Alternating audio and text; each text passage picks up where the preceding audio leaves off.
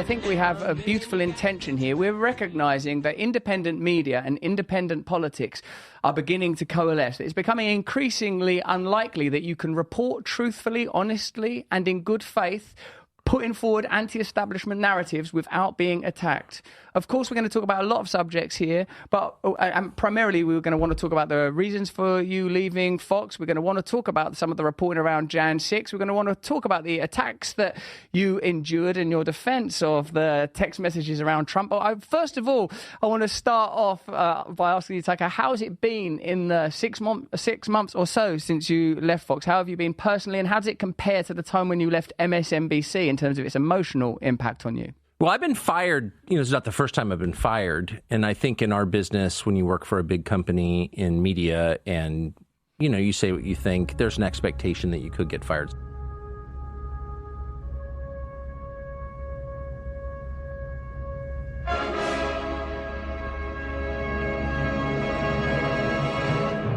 Want to get it off your chest?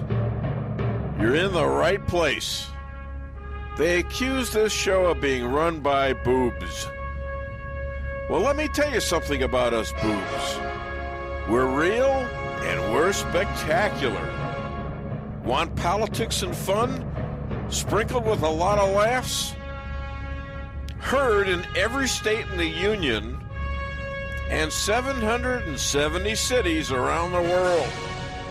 We just finished our 14th year in broadcast excellence. Now, in our 15th year, the Dave Weinbaum Show is streaming live all over the world.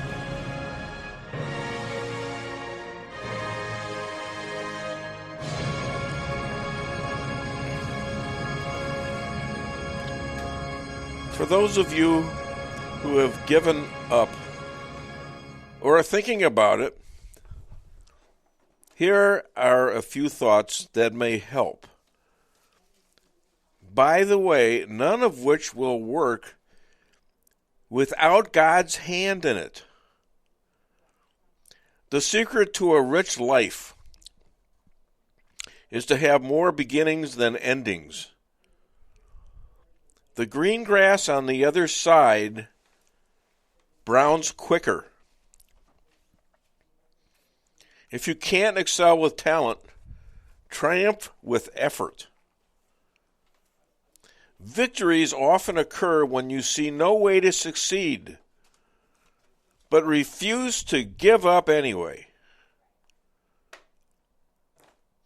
Don't forget to pack your courage for your journey to greatness.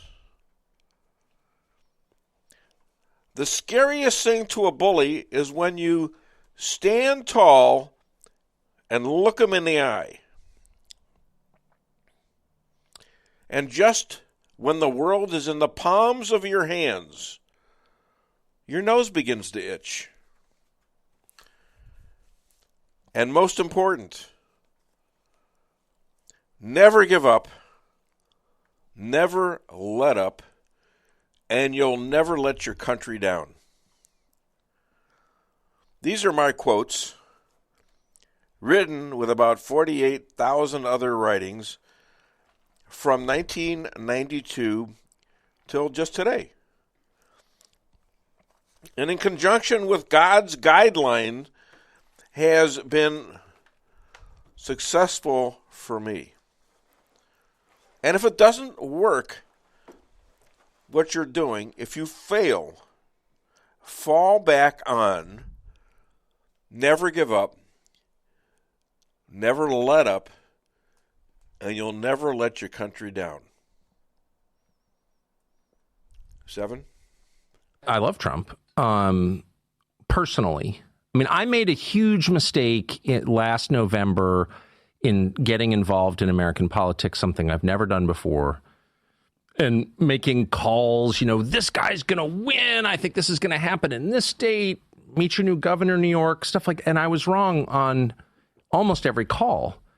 I'm not a very astute political analyst. I'm not interested in politics. I never have been interested in politics. I'm interested in ideas. I'm interested in people. And so there's a primary going on in the United States between Trump and a bunch of other people, primarily Ron DeSantis, the governor of Florida, but others, Vivek Ramaswamy, for example. And I haven't said word one about it. Don't plan to. I think looking back on this 10 years from now, assuming we're still around, I think we're going to see Trump's emergence as the most significant thing to happen in American politics in 100 years. This was a fascinating interview between Tucker Carlson, really the first thing he's done, other than a few other things on Twitter. But this was with Russell Brand, who's been, for some reason, he's been a hidden talent for years. This guy's really sharp. And Tucker is we're going to hear more from that particular interview later on. But we got a great show coming for you. We've got J.J. Bradshaw coming on, Rabbi Moshe all the way from Efrat, Israel. Chris Adamo, don't know where the hell he is. He could be in Wyoming or Missouri, and he's a Sicilian, so he doesn't like to tell you where he's going to be. We've got Don Mayhew calling us. I think he's somewhere at a meeting, and he's got a lot of great stuff. I'll talk to you a little bit about some of the funny stuff that we have given to each other. And we've got Elad Hakim all the way from Boca Raton, and he is a Trump lover. He thinks maybe he's going to be Trump's AG when Trump gets elected. And, of course, we have another one competing with that, and that would be none other than Mark McCluskey. He thinks he's going to be the AG. Maybe we should have a primary when Trump gets elected here on the Dave Weinbaum Show, a debate between Elad Hakim and Mark McCluskey. What do you think? I'd be open to that. I would take either one of them over who we currently have. That's for sure. Yeah, and, they both tell me they like me. You never know about that thing for sure, though. One does not know for sure if people really like you. You hope, you wonder, and you try to like as many people as you can and see what happens, I don't know if they would keep coming on if they didn't have some liking there. I think we might be safe. But who knows? Yeah, you can hate me all you want, I guess. I don't know. Oh, and let's introduce who's here. First of all, my lovely bride, Lisa Ann Weinbaum, the law. And no whips yet. No, come on. Good morning. No, not the first thing in the morning. No. Good morning. 2 whips. That's a little much. Good morning, and how are you today? I forgot my phone this morning. Is that why you were late? So I had to go home again. See, that's what I was scared about. Whenever I talk to her, I say, look, I can't talk right now because I have to focus on getting my stuff, like my phone. And that's what happens. As it was, I got up late this morning. I kept checking my clock, checking the alarm. I swear it said 4:43 a.m. But no, at 5:30 I wake up and I knew I was screwed because the light was coming in, and it was 5:30. So that's the first time in years that I've had that happen. But it was okay. I got things done. I was really happy because your alarm didn't wake me up this morning. Yeah, so I was very happy about that. That's where that is where her best things come from. That's ridiculous. Me screwing up so she can sleep. 4:45 a.m. Are you kidding me? No, it's not ridiculous. And we've got JJ, whose pretty old face is smack in front of me right now. JJ Bradshaw. He's an expert on the Constitution, especially the Second Amendment, and he is 255 years old. Rabbi Moshe Rothchild calling all the way from Efrat, Israel. And if you want great information on the Middle East and also ancient history, ancient Jewish and Christian and Muslim history, he's the go-to guy. Chris Adamo, he is the expert on Marxism. Wrote the book, which is I'm going to give that one to you. Thank you. Rules for defeating radicals. He gets so edgy if you call it something else. And I would too, I guess. And Don, did I say Don Mayhew? Don Mayhew is a local representative here in Missouri, partially in Pulaski County and partially in Phelps County. And he's going to be, we're going to call him up. And Elad Hakim. Now, we got in-house, we have producer JP Maxwell, sorry. Good morning, everybody. Too many J's in here. I don't know what the hell's going on. Yes? Are we having any problems with anything this morning? Why? Your mother can't get on. I'm on right now. Well, so am I, but... Okay. I don't know what to tell her. I don't know what to tell her either. I hope we're on. Yeah. Can you tell? Yeah. Okay. Anyhow, Pastor Pat, this happened a couple weeks ago, didn't it? I think we'll be better. Anyways, we have in studio we have a gentleman who calls himself Theo Duda, a.k.a. Sean Kelly. See, I know that. All right.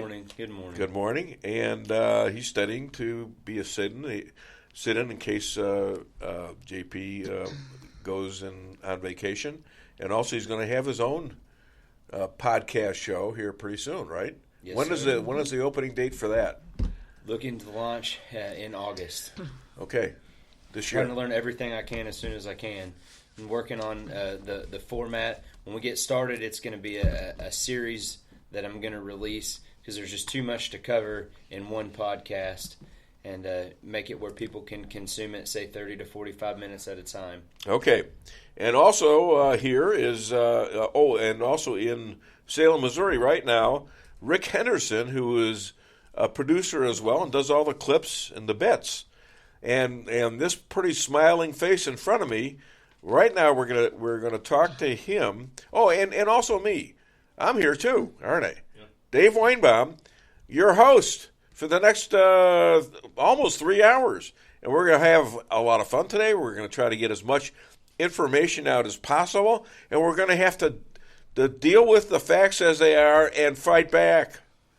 All right, please play his song. Did I forget anybody?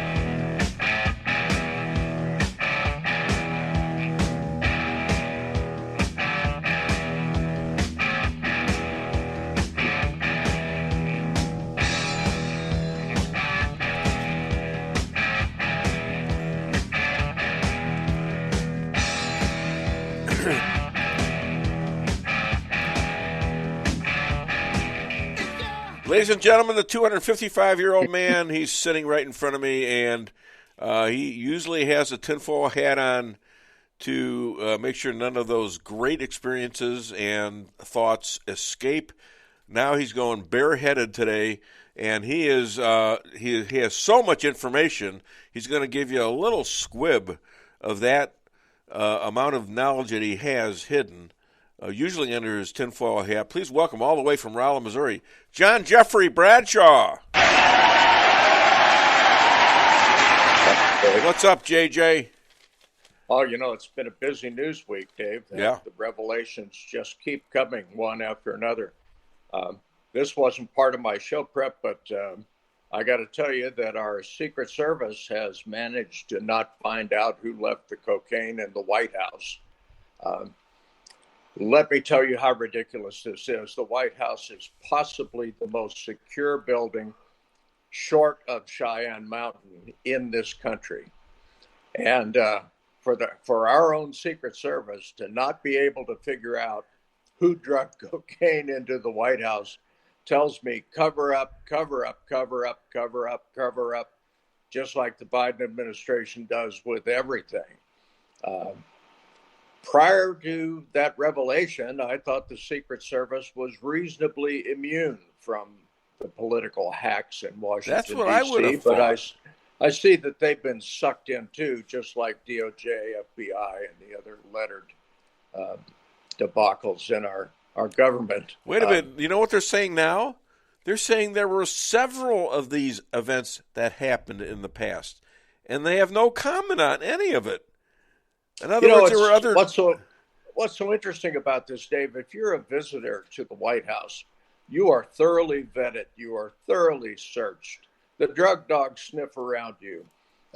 Not a chance of a visitor like you or me carrying that stuff in. No, this had to be done by one of the folks that gets a pass to that. The Bidens and a whole bunch of other folks in the executive branch don't get searched. They don't get anything. They walk on through.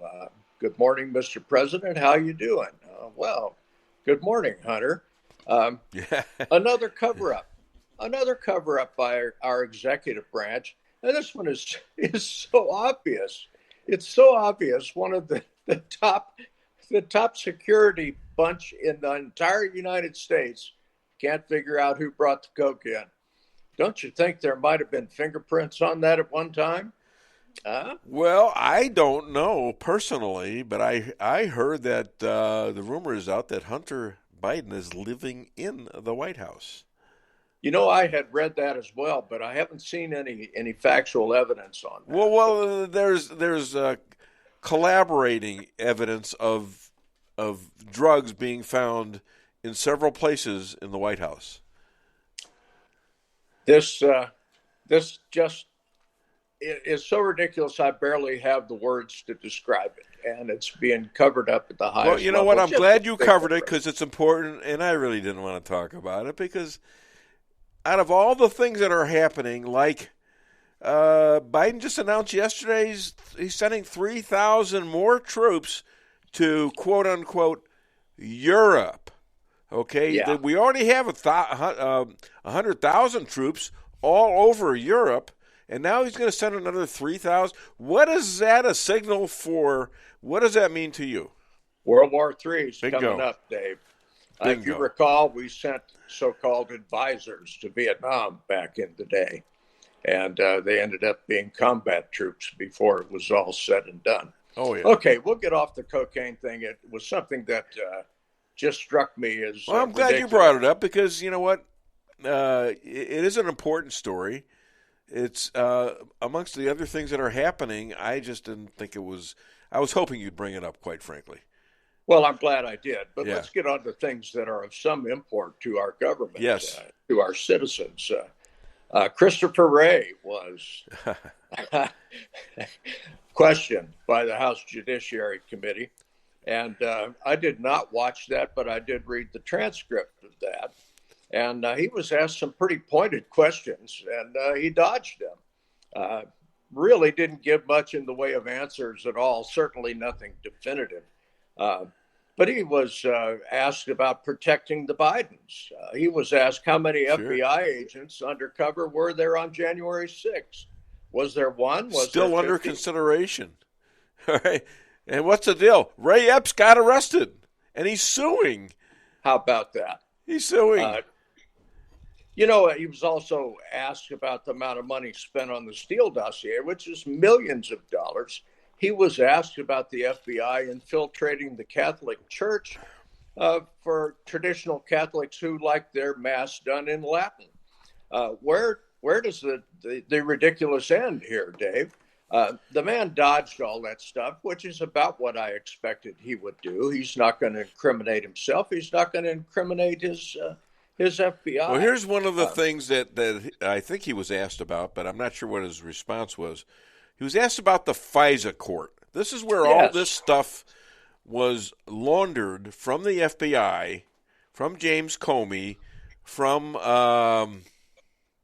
what's his name, the other guy, the tall guy in the FBI, and they use these courts to string out these warrants and the investigative powers to surveil Trump and his campaign and Trump as president. And they were all lies. Yes, how did that happen? And should we have now the FISA courts eliminated? Well, that's so-called 703, okay? That falls under the blanket of 703, which expires the end of this year. It has to be renewed or Certainly, the Biden administration is pushing to have it renewed. This falls back to the House of Representatives. Now, will they make some changes to the FISA court? Well, if they have any sense, they certainly will. And that's going to unfold the tail end of this year. We'll just see. I'm sure there'll be hearings about that. But yeah, the FISA court was misused, terribly misused by the DOJ and FBI under the flimsiest of circumstances. I mean, the Steele dossier, come on. This thing's got more holes in it than the Swiss cheese does. Yet FISA court judges who were lied to by the FBI went ahead and approved surveillance to a whole bunch of people who had done nothing other than being patriots, or who had sided with Donald Trump at one time or another. It seems like we've got enough goods for an impeachment here or there. Don't you think? Garland and Joe himself and Mayorkas, the guy who's in the border thing. I mean, it seems like we have enough. What are the Republicans going to do? At some point, they're going to be forced to file articles of impeachment. I think there's enough of a movement there that will happen. Will there be any Democrats who, like Republicans, when Richard Nixon was about to be impeached, went to Richard Nixon, the Republicans did, and said, it's time to quit. You're done. And could that happen in the Biden situation? And or Garland and or Ray? I think that the Biden administration and all those who fall under that umbrella, they're not going to resign. Not going to happen. They don't bother to hide this stuff anymore. Yeah. They're shameless, and shame on them.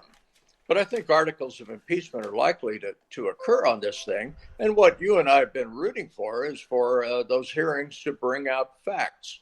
Now, whether the Republicans are actually going to drag out any facts or not, I don't know. There's an awful lot of rhinos up there that have their own interests at heart. Well, they can drag up the facts because they control the committees, and they're doing a pretty good job of it, I think. So far, I just want to know. I just want to know what they're going to do with it. And to your point, what is going on? Oh, he can't. He's got to stop that. It sounds like somebody. No, it is his. Okay. Wait. I thought it was you hitting the. What's going on? I'll guess with you. What? Okay. Somebody's clicking on the show or something. I don't know. Yeah, just keep going. Well, we'll just see. We will continue. Okay. Our buddies in China, actually Biden's buddies in China, yeah, are putting themselves on a wartime stance. They are building bomb shelters on their northeast coast, which is closest to Taiwan. I think they're preparing for an invasion of Taiwan at some future date. They're stockpiling wheat and other grains more than they have in the past. And this is in a country whose economy is rather shaky at the moment. It is the second largest economy in the world and tightly controlled. But it looks like, at least to this observer, that they're getting ready for an invasion of Taiwan. This year, next year, year after, who knows? They know that the Biden administration is weak. They know that our military is spread thin. This would be an optimum time for them to do that because the United States won't have much of a response. And just the other day, our president said, we're short on ammo. Can you believe he said that before the very world and he gets on a plane? Well, of course, the man is a fool, Dave, and he's surrounded himself with Marxist fools, where the ideal is much more important than the reality.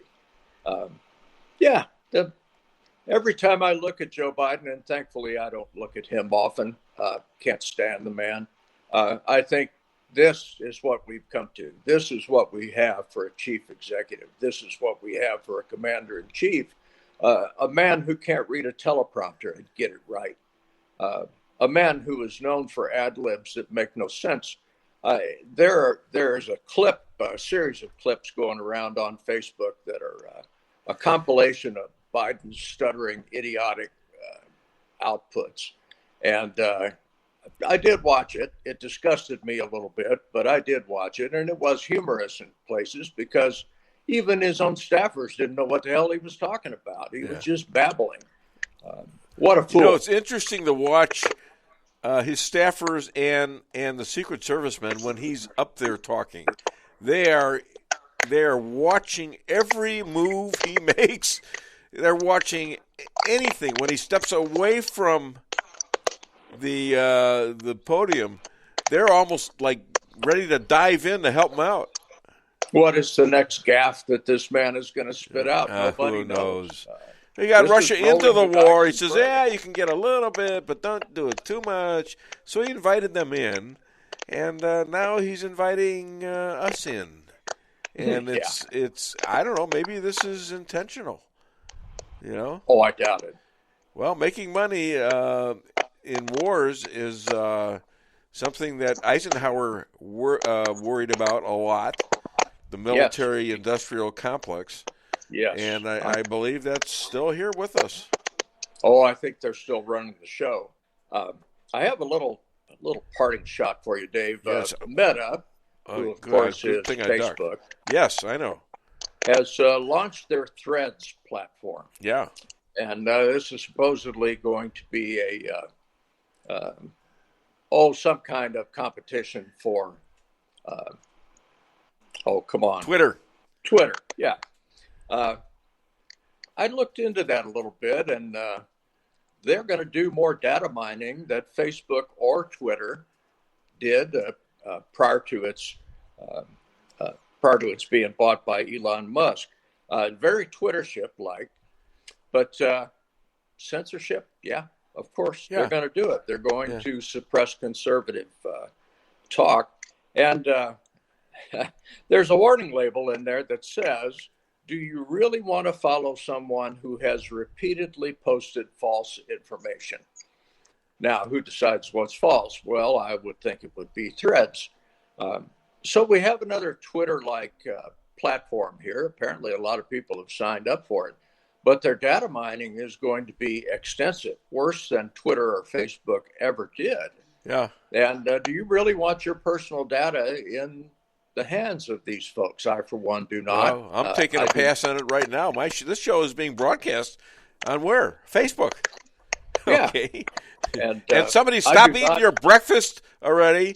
Wipe off your mouth and get the hell away from my show. Okay, what is going on here? Okay, got one for you here. There was a Quinnipiac poll that was done. This was published in The Hill a couple of days ago. And they surveyed about 2,000 registered voters who said they were likely to vote in the upcoming presidential election. And overall, those registered voters, 30% of them said the economy was the most important thing to them. 27% preserving democracy, 9% abortion, 7% gun violence and immigration. Okay, that by itself, that's important enough. Now let's divide it up Republican and Democrat voters. Among Republicans, 44% said the economy, that's almost half, that said the economy matters to them. 25% preserving democracy. Now let's look at the Dems. 32% preserving democracy, 13% abortion and the economy. The 32% of the Dems that voted in this thing, preserving democracy. We have an executive branch and a former House of Representatives leader that are very much anti-democracy. They have no interest in preserving this at all. And what concerned me about this poll is that those 32% Democrats who are likely voters in the upcoming election, preserving democracy. Do they look at their leadership? Have they even bothered to look at their leadership, who are Marxist, leftist, very much anti-democracy, very much anti-First Amendment? It's a little confusing, though, because the 1/6 thing was a Democrat-run stage show where they said we have to save our democracy. So which democracy are they talking about? That wasn't democracy. That was a planned and staged so-called insurrection, and it was nothing of the sort. And we're finding that out almost every day, even with Tucker Carlson being fired. Okay, we're finding it out, but we found out a lot just before he got fired. And he says he doesn't know how he got fired. He doesn't know why. But I suspect that had a lot to do with it. I'm sure Tucker knows why. Well, then he's lying. Because he said, I honestly don't know why I got fired. Oh, I think he knows. Do you know how many times? Do you know how many times Rush Limbaugh was fired? Do you know? 9 times. 9 times. 9 times. How many times have I been fired? I've been fired twice. What was so good about Rush and what is so good about Tucker is they're going to stand back up and hit it again. Yeah. And again. I'm afraid Rush is not going to be doing that in the future. To be successful. These are people that don't give up. And my hat is off to them. Okay, Dave, I'm done for this morning. All right, my friend. Let's hear it for John Jeffrey Bradshaw. Thank you, sir. All right, we got about, 8 minutes to Rabbi, and I say we do something reasonably funny, and I can't find my paper regarding this. Why not? Oh, there it is. Because let's do... how come I don't have my bits? What do we got? Let's see here. We've got. Let's do. Make it simple. Seinfeld. Okay. I like the idea of the women's room. You have a door that says women on it, and women come right out of it. What more do you want? Men say to me, "Where to be women?" I say, "There you go. There's a door. What could be clearer than that?" It says women. They got to be in there. The men's room, on the other hand, is a nauseating, disgusting place, and every man in there is a revolting, perverted human slime. Men don't want to meet, relate, or deal with any other man in the men's room. We don't even use our hands. We touch everything with the feet. Toilets, faucets, handles. We become orangutans as soon as we go in that door. They would have put ropes in there so we could swing in, pee, swing out. All right. I think we're on the air, darling. We think the thing has gone away. It might have been something to do with JJ's connection. That's part of sometimes if you're watching TV, you'll see things black out all of a sudden, and they have to say, sorry, we have a bad connection, blah blah blah, and they bring it back. So that doesn't happen that often on this show, but we did hear noises coming out, and I didn't know what it was. He was frantically Mr. Duda over there, he was frantically pushing his phone, and I thought, well, wait a minute, could that be it? Yep. And since when does texting cause that kind of a interruption? So he was right; it wasn't him. And my lovely bride could have been crunching on Cheerios or whatever she eats for breakfast, but it wasn't her.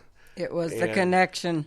And yes, I'm trying to clear everybody in here. I know it wasn't me crunching ice from my ice. This is ice water. It's not vodka. It is not vodka. I promise you. Listen, that's ice, but it's not vodka. It sounds like vodka. Does it sound like vodka? It's just it's ice down. It looks like it too. It looks like vodka. It's a liquid. By the end of the show, I'm pretty toasted. So no, I wait well after the show to have my adult beverages. Believe me, I can't do this by being inebriated. Okay, I cannot do it. It wouldn't work. Might be even more interesting though. It would be kind of interesting to see this old guy sit up here and make a fool of himself. That would be kind of interesting, I guess. Even if I looked at it later, maybe I could laugh. Probably be my last show, but okay, what the hell? I might as well go out with a bang, Speaking of going out with a bang, do we want to give do our first run of commercials before Rabbi? I would think that's a good idea. I think we should do that and spend money where these people are because they're on this show, and this is a show that's not. We tell the truth here. We don't hide behind stuff here. All right, so hit it, please. Your home is your castle. You don't need unwanted hassle. Don't let those creatures move in your face. Let us protect your investments. That's what we're all about. Plank termite and pest control will save the day. Plank Plank is locally owned and family operated right here in Rolla, a Google preferred business. Our customer service and your satisfaction is our number one goal. So call Plank today at 368-3333. Plank from out of pest control will save the day. Honey, what are you doing? What does it look like I'm doing? It looks like you're filling up a swimming pool. Yep, I'm filling up a swimming pool. In our living room? How else am I going to watch the game and stay cool?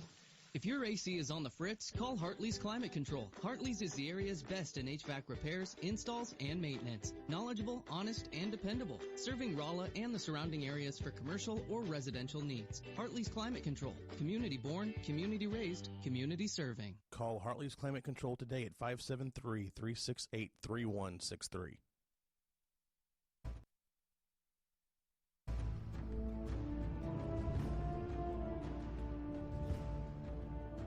Never be too coy to tell your friends and family about koi sushi and hibachi. Celebrate the best Chinese-Japanese restaurant in the Midwest. Call 573-426-5551 to make a reservation or order takeout.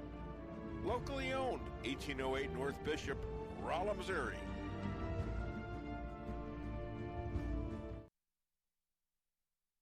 We can sum up McDonald's new crispy chicken sandwich in one word.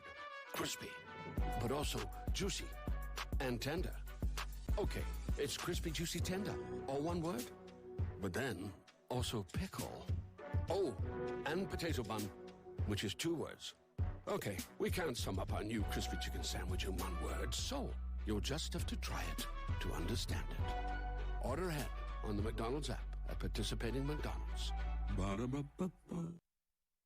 Merrill's Quarry and Asphalt, 40 years serving cities, counties, and everyday businesses with driveways for people who live and work in our little piece of heaven right smack dab in the middle of America. Call 573-578-9101 for your free estimate of rocking, rolling, paving, driveways, sealing, and striping too. That's 573-578-9101 for your free estimate. Your home is your castle. You don't need unwanted hassle. Don't let those creatures move in to stay. Let us protect your investments. That's what we're all about. Plank Termite and Pest Control will save the day. Plank is locally owned and family operated right here in Rolla, a Google preferred business. Our customer service and your satisfaction is our number one goal. So call Plank today at 368-3333. Plank Termite and Pest Control will save the day. At your locally owned Price Chopper, our standards are high because we know yours are. See for yourself what an incredible fresh selection of grocery items we have in store. Talk to our expert meat associates about what you're looking for. They're happy to meet any special requests like custom cuts, or see our expert produce associates on how to pick out the best fruits and vegetables. Quality in the deli means fresh, full flavor, and always delicious. If you're craving fresh baked goodness, we have that too. You can expect the best selection and the best value while interacting with our friendly and knowledgeable employees. You can find what you're looking for fast and easily at the best prices at Price Chopper. Fresh savings every day.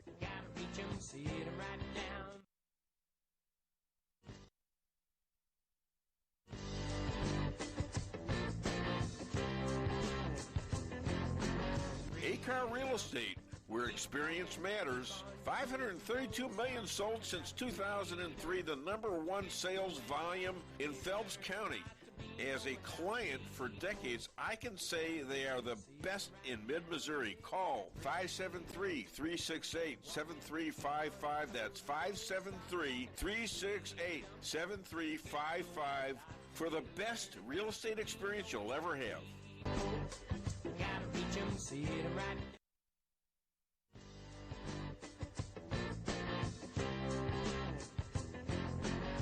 Insurance going up like crazy? Daniel and Henry Insurance is one of the largest private insurance companies in the world. Richard Boyette, 314-444-5011. He's my guy at Daniel and Henry for 10 years.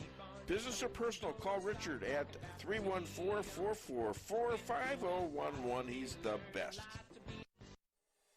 Maybe it's for a kitchen you've always wanted. Maybe it's just to have a little extra room. Whatever the reason you're considering a new home loan, it's good to know that Town & Country Bank will guide you in the right direction. Our experienced local lenders are here to help you with a new home construction, remodeling projects, and fixed and adjustable rate home loans. You can even start the process online by clicking Online Mortgage Center at tcbanks.com. Smart, friendly solutions. Town & Country Bank. Member FDIC, Equal Housing Lender. Interesting talk about golf here. Your golf swing is your most lost and found thing. And, playing good the other couple weeks ago, I told you I shot a 75 and on a 75. Well, it's gone downhill from there, okay? And the guys I play with, they're coaching me, and they're trying to get me acclimated to what I was doing before, and I don't know what happened. And that's what golf does to you. And you got to go back and figure out what you're going to do. I might even have to take a lesson. Although I have taken lessons by standing around the coach when he's giving lessons and listening to what he says. I probably owe him money for that. What do you think, honey? Do I owe Chad Green money? No. Because no. Has he sent you a bill yet? No, he hasn't sent me. You're probably in the clear then. No, he likes me because I gave him money for his team to fly to play in the NCAAs. I think you bought a few lessons with that. I hope so. All right, you know what? I wanted to play this this stuff with Tucker Carlson because it's very interesting, and I think I like 2 and 3, please. So I was shocked, but I wasn't really shocked. And I wasn't mad. It's not my company. And when you work for someone else, that person reserves the right, and in fact has inherently the right to decide whether you work there or not. And I don't know why I was fired. I really don't. I'm not angry about it. You can believe me or not, but I think you can feel that I'm not. And, I wish Fox well. There was, ugly leaking, I'm a racist or whatever they leaked, or someone there leaked to the New York Times, but that's not true. And I think the people who run the company know that's not true. I actually don't think they did it. And I'm not mad about it. And I've been happy. I always try. I'm over 50. So why wouldn't I just say exactly what I think at all times? And I do. And so if I had, whatever my racial views are, I would just say them, and I'm just saying them now. So my views about race begin with my religious faith, which is not very sophisticated, but is sincere. Yeah. And that begins with the belief, the knowledge, the certainty that God created people, that they're not objects, they're not machines, they're not widgets in a bin waiting to be assembled by some company. They are distinct individuals with distinct souls, and they have equal value in the eyes of God. Doesn't mean they have equal ability. Doesn't mean they all look the same, but it means they have equal inherent value. And my politics flow from that belief. Yes. And so the idea that you would reduce people to their race and say, we're going to treat this person better or worse because of his skin color is repugnant to me. All right. We'll just keep on going. Rabbi is officially late. We don't know what's going on. Sometimes he forgets. Sometimes there's an emergency that comes up. So we have tried to contact him in Efrat, Israel.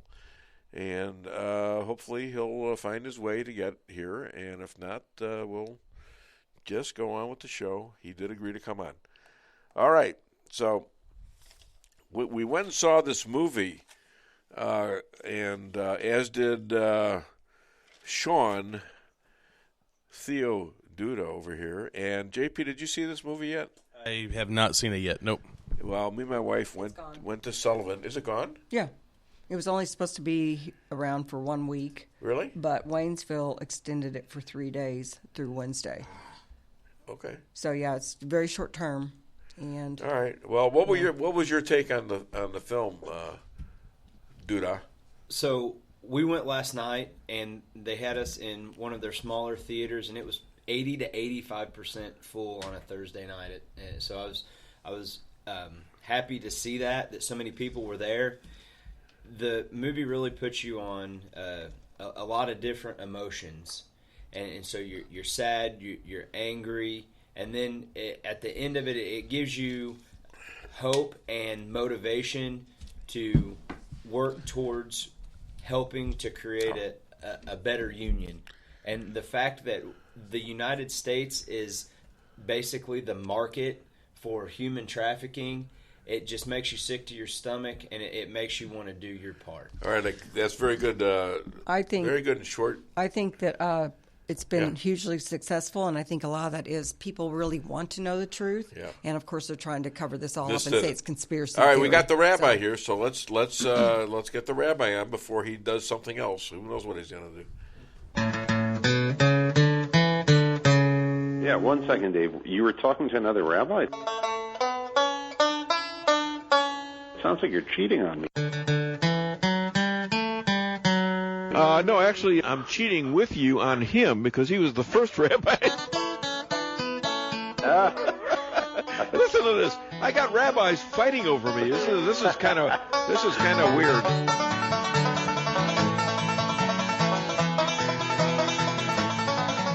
Ladies and gentlemen, alarm forgetter, Challah Baker travels the world aligning Christians, Jews, and Muslims.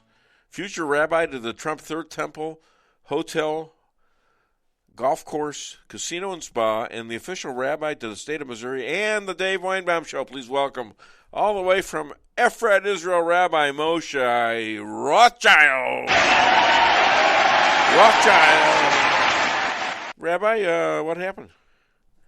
Well, I figured you were having some insurance commercials, so ACR and and et cetera. So why rush?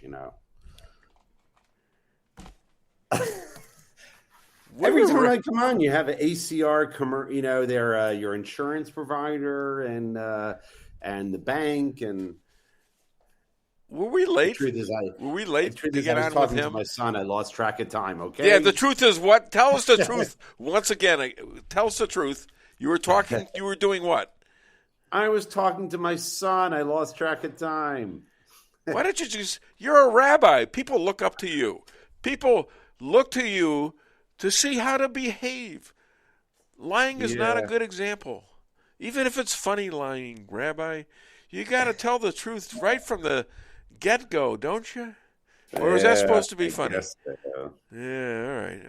Okay. People are human, and we all make mistakes. Just say, okay, I screwed up. Let's go. Let's do it. All right, no problem. Because it's not a problem. I just need to know, Okay, number one, left-wing demonstrations at Ben Gurion Airport. Traffic is blocked. In the airport and everywhere else. Is this being run by the Biden administration and other leftists? Well, the whole idea of even demonstrating at the airport is so ridiculous. And it actually was a left-wing judge here that gave permission to such a thing. The idea of being able to the judge said, "Oh, it's a public place." It's true. However, you're preventing people from leaving the country or entering the country, and that's a sort of in my mind, that's definitely a red line. But the judge, in theory, allowed it. But we're talking about a left-wing judge, so go figure. Okay, so you don't really know whether this is Biden funded or not. I don't look from the get-go. They've said that the Biden administration has funded this. Look, you can't have 28 weeks of protests without someone putting money into these things. and definitely there was information, factual information, not just people, conspiracy theories, that the Biden administration had given money at the beginning. It was like $30,000 to help bankroll, the anti-government anarchists here trying to prevent laws from being passed or the reform. So, yeah, I think Biden's very much behind it. All right. So is the UK funding Palestinian terror? The New York Times blames Netanyahu for blowing up, what is that?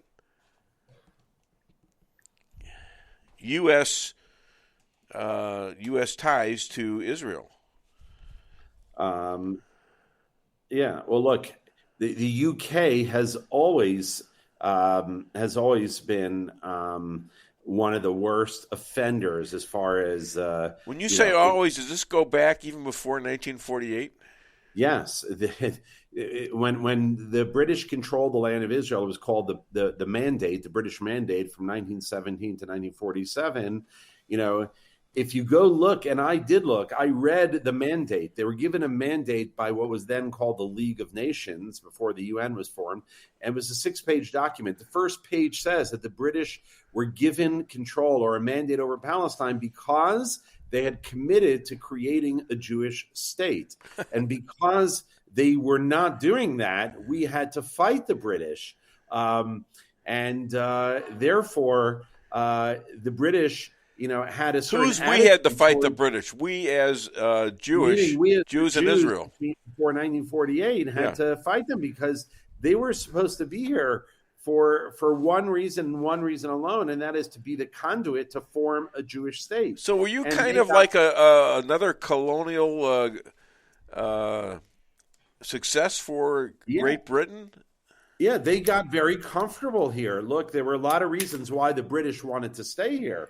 Remember the perfection of the motor car in the early 1900s, and they saw that this was an oil-rich region, and they had a whole plan to make a pipeline from Iran to the Mediterranean coast of Israel. And they also started to realize the Anglican Church of England wanted to control Christian holy sites. So even though originally the whole mandate was for one purpose, they overstayed their welcome. And their bias towards the Arabs was very clear. And in fact, when it came to the vote for the state of Israel, the British didn't vote. They abstained from voting. Yeah. Of course, that pipeline running through Israel might have been a pretty good deal for Israel. Yeah, you can actually still. Why don't we do it? Really in Israel. Why doesn't Israel pick up on that idea? And I think because Iraq and Iran doesn't really want to do business with us. So how about Saudi Arabia? Well, maybe one day. I'm looking for any scoop I can get from the Middle East, and so far it's very chancy here. Now here's something. Azerbaijani police stop Iranian attack in Baku. I guess that's in. Is that in Azerbaijan? Yeah. And are they in the Abraham Accords? I think they are, aren't they? Yeah, the Azerbaijan they weren't part of the Abraham Accords, but we do have they're opening an embassy here in Israel. We have a very good relationship with them. We buy a lot of our, if not most of our oil from Azerbaijan. Even though they're an Islamic state, Israel has a very good relationship with them. And they share a border with Iran. Is that correct? Yeah, they used to be part of the Soviet Union. They were part of the former Soviet Union, Azerbaijan. So Israel, it's one of the few Muslim states that we have, outside of the Abraham Accords, that we had a very good relationship with. And they have a lot of beachfront property too, don't they? They do, yeah. So somewhere that you would consider to being, let's say, the rabbi there, or the Israeli representative there, ambassador too. I'm not sure. I'd probably come to Rallah first before I went. Rallah, oh yeah, you'd be welcomed here. There's lots of beachfront property in Rallah. Where? Yeah, that's on the rivers. It's at a good price too. All the beachfront property. Yeah, and I got a bridge I want to sell you too, just in case you need one. I'll give you a good price though. All right, I'll give you a great price on it. Most up and coming country seems to be India. Would be amazing to have them in an Abraham Accord, wouldn't it? Because they're a breakthrough country right now. Yeah, Israel and India right now have very good relationship. Remember, India and Pakistan are enemies. Yeah, Pakistan does not have any diplomatic relations with Israel. So we have to see bigger, the geopolitical picture. The same way that Israel's kind of cozied up to China because Biden didn't invite Netanyahu. So you have a lot of political things at play here, and with India's constant, state of war with Pakistan, or potential state of war, Israel's a very good ally. With the Iron Dome and with other things, and we have a very good relationship with India. All right. And I happen to like Indian food a lot. You do?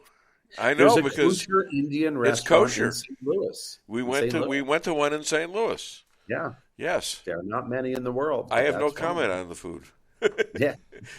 I can still taste the curry. In the curry, yes. It was. I was trying to finish that curry in a hurry, believe me. All right. Oh, stop it. Oh, that's not right. Oh, sorry to India. I was saying that's what the food tastes for you, right? I was like, I'm going to tell that to my lawyer. His name is Bhavik Patel. Guess where his family's from? How many guesses do I get? You never guess it because it's Montana. No, it's not Montana. They're from India, of course. Yeah. So Netanyahu meets with John Voight in Jerusalem. What am I here? Chop liver? You're supposed to arrange for me to go there. John Voight, his daughter is Angelina Jolie, by the way. And we know. John Voight has long been an amazing supporter of Israel. I actually met him. We were interviewed by Glenn Beck, both of us. And once again, I guess I'm just chopped liver here. Well, you're not Glenn Beck, but I mean, you are Dave Weinbaum. But so Glenn Beck, I was on his show with John Voight, and we were backstage together. So I actually got to meet him. Oh, how cool. Yeah. Wow. And cool. I know you. He tells everybody about it. I mean, he's, I'm sure he told Netanyahu about me. So, what, Netanyahu doesn't know you? You know these people. Well, I go by an alias, Yeah. You go by, what, do you dress up as Pope? Or something? No, I have to. No, that would be tough. I'm undercover. Undercover. Yeah. Okay. Are there any rabbi rants you can talk about? What ticks you off? And you got Ben and Jerry now in the news. That was once a scoop of the day, and it kind of sounded good there. Yeah. But, you had any rabbi rants or another scoop of the day? Yeah. Well, there was something that really ticked me off this week. Okay. But at this point, my memory is so bad I can't remember what it was. But I know I was really upset this week at something. Is that why you were talking to your son? Exactly. Something he did? I couldn't believe it. Okay. How's Rabbi D doing? And tell people who he is. You know what? He's making his way, and he's really out there fighting the good fight, trying to, it's a terrible tragedy. His wife was killed, his two daughters, but he's trying to use the opportunity he's been given on a world stage to really make Israel's case on the world stage, and he's doing a good job. One more thing. Taylor Force seems to be Biden killed it, didn't he? He destroyed it. You know how long it took. What to was get it, that and what was it, and why did Biden destroy it? Well, the Taylor Force Act basically said as long as the Palestinians are paying terrorists for killing Israelis and Westerners, the United States government would not give any financial aid. Now, that bill took about 2 years to get it through. It took a long time and a lot of effort, a lot of sweat and tears. Yeah. And then Biden just started the flow of money again. Yeah. he stopped the flow of the oil and started the flow of the money to the Palestinians. Yeah. Oh, thanks, Pastor Pat. I appreciate that. We Oh, love she you says, too. "Hi, Rabbi. We love you." Oh, how special. Any Yeah. other messages? So, There's Theo Dudu? No, Duda. Glenn Beck's the national treasure. Yeah. Glenn Beck is a national treasure. I like Glenn Beck, too. He called a lot of stuff.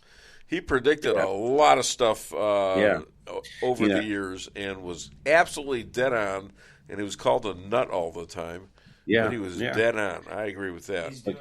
I got invited to Wisconsin, a church I've never been to. I'm going to be coming to Wisconsin in a few weeks. Oh, cool. The end of August. Oh, cool. I've never been there before. It's a big church in Wisconsin, and new audience for me. Isn't this interesting? Because we've, I'm talking to people, and I still ask them, where did, dipping people and children into water baptizing come from? And none of them know it's from Jews. No. I didn't know it was from Jews. Yeah. And it's called a mikvah, isn't it? That's right. A mikvah is a Jewish ritual bath, and the whole idea of baptism, right? It starts with the Jewish people with the mikvah. Did you know that, Duda? No. See, and none of this gets out there. I don't know why. There's other things too that. And I can't remember what I was like corned beef that started with us also. Deli sandwiches. Corned beef. I mean, how about comedy? Didn't that start with us? Play the one with oldest calendar in the world and still in operation as well. Oldest language in the world, I think, too. Do you want to hear the oldest joke in the world? It's from the Bible. Let's hear it. If there's a book called The Big Book of Jewish Humor, and they quote as the very first joke is when the people come to Moses and they say, "What? There weren't enough graves in Egypt? You got to take us here to die in the desert?" And that sort of irony they count as the very first Jewish joke. Wow. Yeah. It is kind of funny, Can you imagine? You can picture them. Here's another one from not quite that time period, but very close to it. Hit it.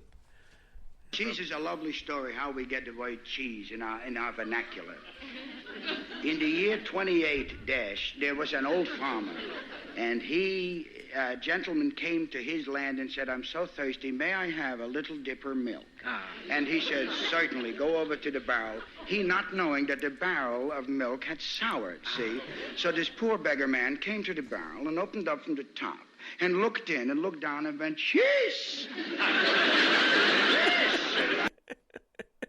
I think Mel Brooks was alive back there. 2,000-year-old man. He's still alive. He's still alive. He's in his late 90s. 100th birthday. 97th, I think. 97. Bob Barker got his. He's going to be 100 in December.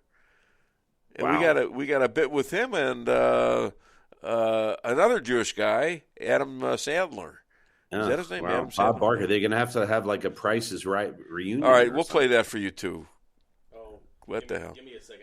Okay. All right. We'll find it. Anyways, so what's?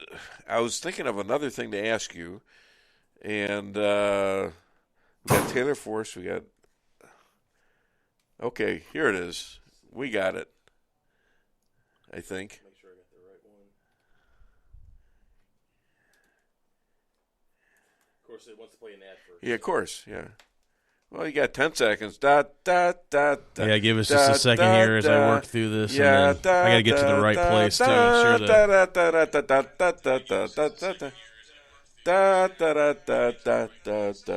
Stop that. What are you doing? It's not me. Your phone is on. Oh, it is. What are you doing?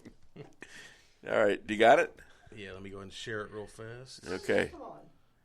What? What do you mean, come on? You always do this once a show. Why? I don't understand. I don't always do it. But what's even worse is it's texting somebody. Okay, here we go. I'm ready. Jackass!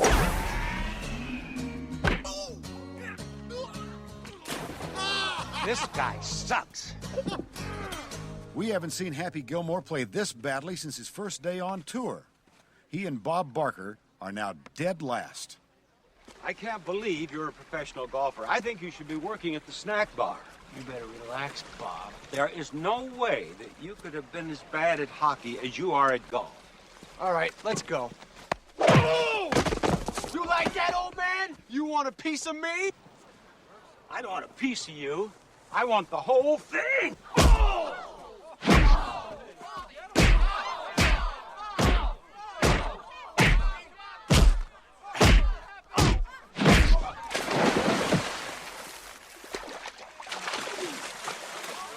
Now you're gonna get it, Bobby.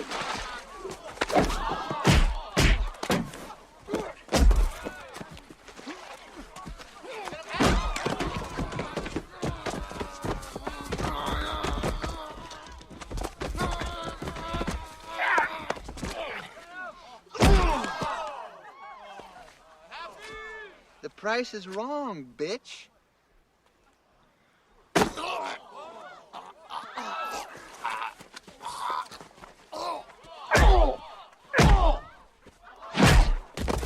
I think you've had enough. No? Now you've had enough.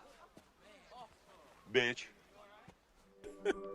Guy's going to be 100 years old in December. Wow. I've seen Happy Gilmore. I don't remember that scene. You don't remember it? That's a famous scene. Oh, my goodness. Anyways, other than DaveWeinbaum.net, where can people find you and contribute? Go to our website, IsraelAlliance.org or Facebook.com/IsraelAlliance. Sorry about that. We're going to listen to another show. Oh, wait, it's Rodney Dangerfield. How did that happen? All right. Rabbi, you there? Okay.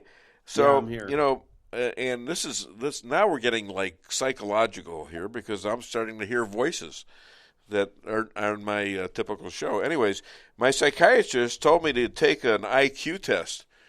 I said, sure. Where to? Ladies and gentlemen, Rabbi Moshe Rothchild, all the way from Efrat, Israel. Thank you so much. Shabbat Shalom. Shabbat Hi Shalom. to Yonit and the kids.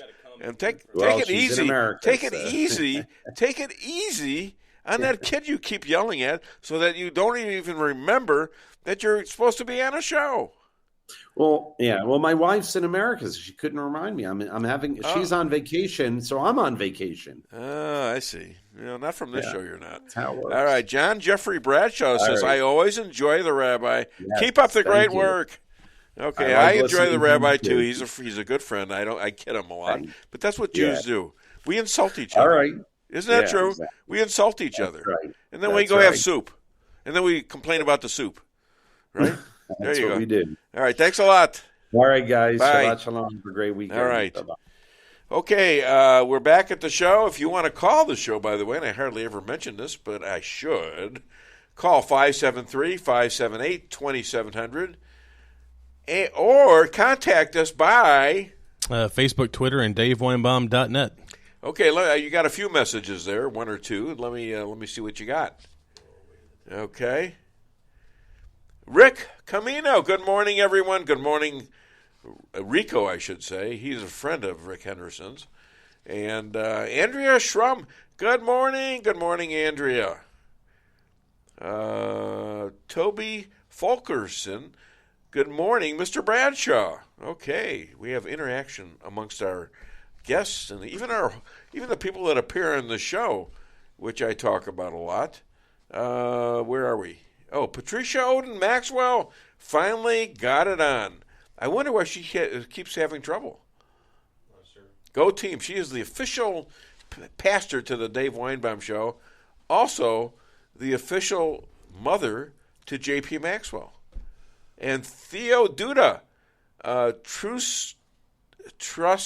TruistRealty.com. Not Realty Reality. That's my website. Okay. TruistRealty.com. Nailed it. And for some reason, this Sean Kelly guy is defending Thea Dudo, or whatever his name is, Duda, And why is that? I don't understand. And Theo Duda again. The laws are so complex in America that everyone is guilty, but only those the globalists see as threats are pursued. Lawfare. Did I read that okay for you? Yes. And your friend Duda? Yes. Yes. Okay. Good. Thank you.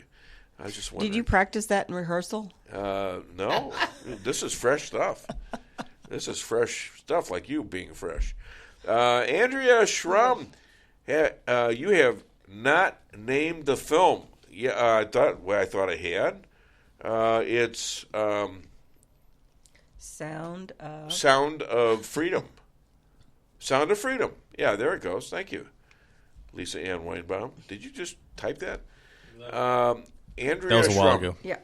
I pray the whole nation sees Sound of Freedom and supports all who are in the fight against this evil. The movie only scratches the surface of this evil, and here's more evil. More evil is that the United States DOJ has said that's no big deal anymore, that this child trafficking is no big deal. Can you believe that? Yes. And how outrageous. They're protecting their market. Yeah, I mean, it's like when Planned Parenthood was selling parts of babies that they aborted, making that into an industry. Incredible cruelness. Owen McNamee, good morning, folks. Owen is a great patriot. He always pushes my show. Shannon Reed, good morning. Hi, Shannon. Who they celebrated a 1-year work anniversary at FCNB. So congratulations to Shannon. Shannon, yep. Oh, awesome. Oh, great. How did you know that? It was on their Facebook yesterday. Oh, great. Well, I'm sorry for not seeing the Facebook. But she's always pushing the show, and I do appreciate her. And that's all we got, right? One more on the screen there. Oh. Paul Rudolph, good morning. Dave and Lisa. Hi, Paul. Hi, Paul. How you doing? Thanks for joining us. Yes. Yeah. Great. Okay, and if you He's want... He's a great moderator of many of these conservative groups. So. Oh, super. Yeah. Yep. Super. All right, now, how does a person get to my page and like it? Dave. Go to the Dave Weinbaum Show Facebook page, and you can like it there and then see all of our content. Mm-hmm. Yeah. Also, DaveWeinbaum.net will lead you to it as well. Yeah. And I try to send invitations out. Yeah, so. As I do. Yes, thank you very much. Yes, we're in our 15th year, but it doesn't feel like it for some reason. It feels like more like we're in our, 12 and a half year. I don't know. I feel it. Who knows? You feel it? I feel it. You're the one that says, keep doing this. You need to keep doing this. I may have to alter that.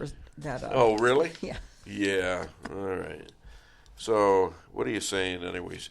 All right, in a couple of minutes, we're going to have the MAGA Ultra on our show who hates Marxism. And he's an expert on it, though, because he's contrasted. He has done a great job of being an author and telling us how to defeat radicals. And he's a great interview. He usually interviews himself. He's that good.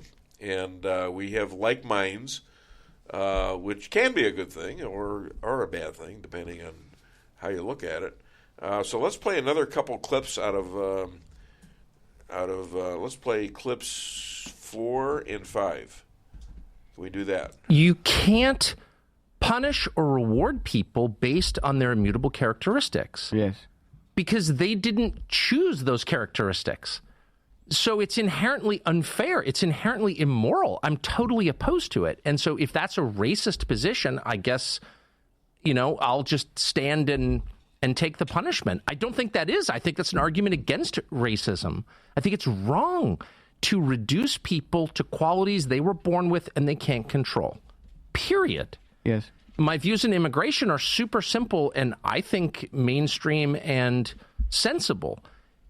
The fact of who lives in a country more than any other fact determines what the country is like. And so if you change it radically over a very short period of time, you're going to have a lot of social upheaval, a lot of churn. So you don't want racial conflict. That's the one thing you don't want. And I feel that in the United States, our leaders not only want racial conflict, but are stoking it. But as a practical matter, just in the context of U.S. politics, and perhaps it's similar in the U.K., the term racist or white supremacist or white nationalist, these are terms designed to stop people from talking. I remember the first time I was called a white supremacist. And for whatever it's worth, I don't want to sound defensive, but I grew up in Southern California in the 70s. Living with a father who was, in modern terms, very racially progressive or something. And he was always saying, God created people. Like, racism didn't even make sense to me. That was not a factor in my life at all. And we lived right next to Mexico, whatever. So, but the first time I was called a white supremacist, I was like, geez, it hurt. It stung.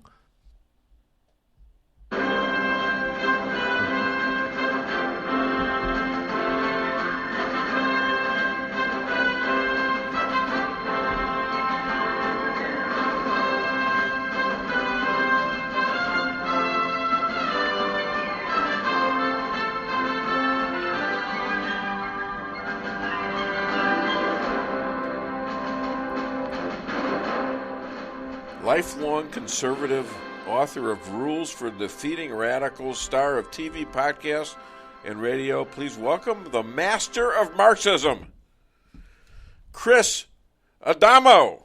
How do you like that? How do you like that for a label? Is that? I would like to think I'm the master of countering Marxism, but okay, but that means that you know all about it. All right, I see your point, though. I'm not quibbling here. Good morning, sir. Good morning, everyone. Good morning, Chris. I appreciate you, and I appreciate the fact that you promote the show. Okay, you promote your appearance on the show. You're doing a great job, and I'm hearing all over the place. I'm going to send you a meme here this week that really hit me hard.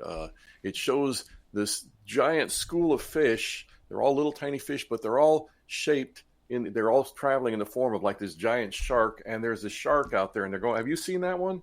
I have not.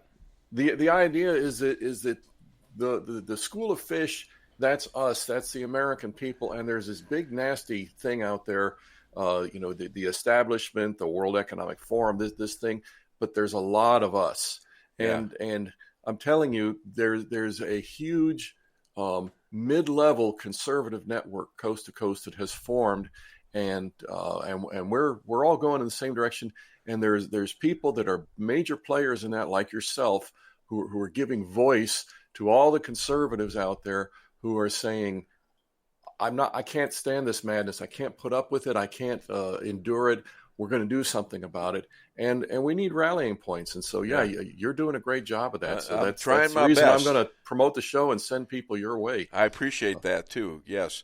And we've got a pastor right here in St. Joseph who is taking on an LGBTQXYZ, whatever, library board member who's putting obscenities in the library. And of course, the left is going after him, and he's a board member of the church. What's that? You say a board member of the church? No, a board member of the library. Oh, he also this other guy, but there's a pastor in town here. His name is Josh Blevins. Look him up on YouTube. He's a great guy, and he's taking on this corruption, this attempt to corrupt the kids. And of course the left is going after him, and he's a hate monger and all the standard litany of accusations that they give us. I was listening to Tucker Carlson right before I got on, and that's what they do. That's what they do to us. You were listening to Tucker Carlson from where? Well, you were playing him before I got. Okay, I was wondering. Okay. That's anyway, right. Let me ask you a question. What they do. Go ahead. Jim Jordan suggests the FBI be moved to Alabama. Your thoughts? I think what we need to do first of all is go in and clean house in the FBI, because there's three categories of people. You have the corrupt leftists that are actually using the FBI, weaponizing it against America. You have the silent majority in the FBI that are seeing this happen and just letting it happen.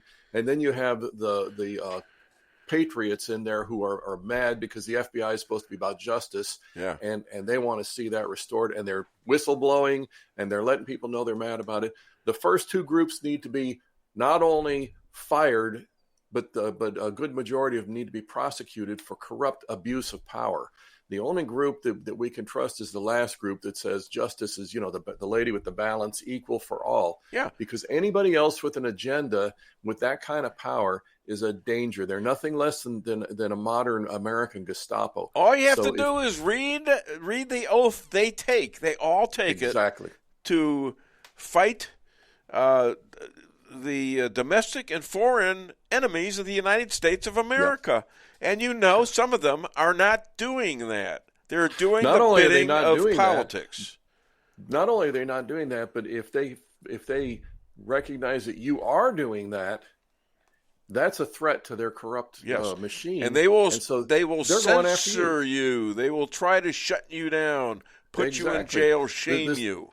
Okay, not just shame you, but I mean, you're talking about them, busting down your door and dragging you off. Bingo. I mean, we've seen this happen to people like James O'Keefe. We've seen it happen to Roger Stone, people who have broken no law. General Michael Flynn, one of the great patriots of our time, and they treat him like a criminal. And then what happened with this whole cocaine thing this last week? Well, what cocaine? They can't find it. Yeah, and what we know is that every one of them knows exactly who did what, and they're covering for it. When we get to the point where crimes are prosecuted or ignored based on political affiliation, we're in a very dangerous spot for the country. Well, you heard that Biden now is putting 3,000 more troops into quote-unquote Europe.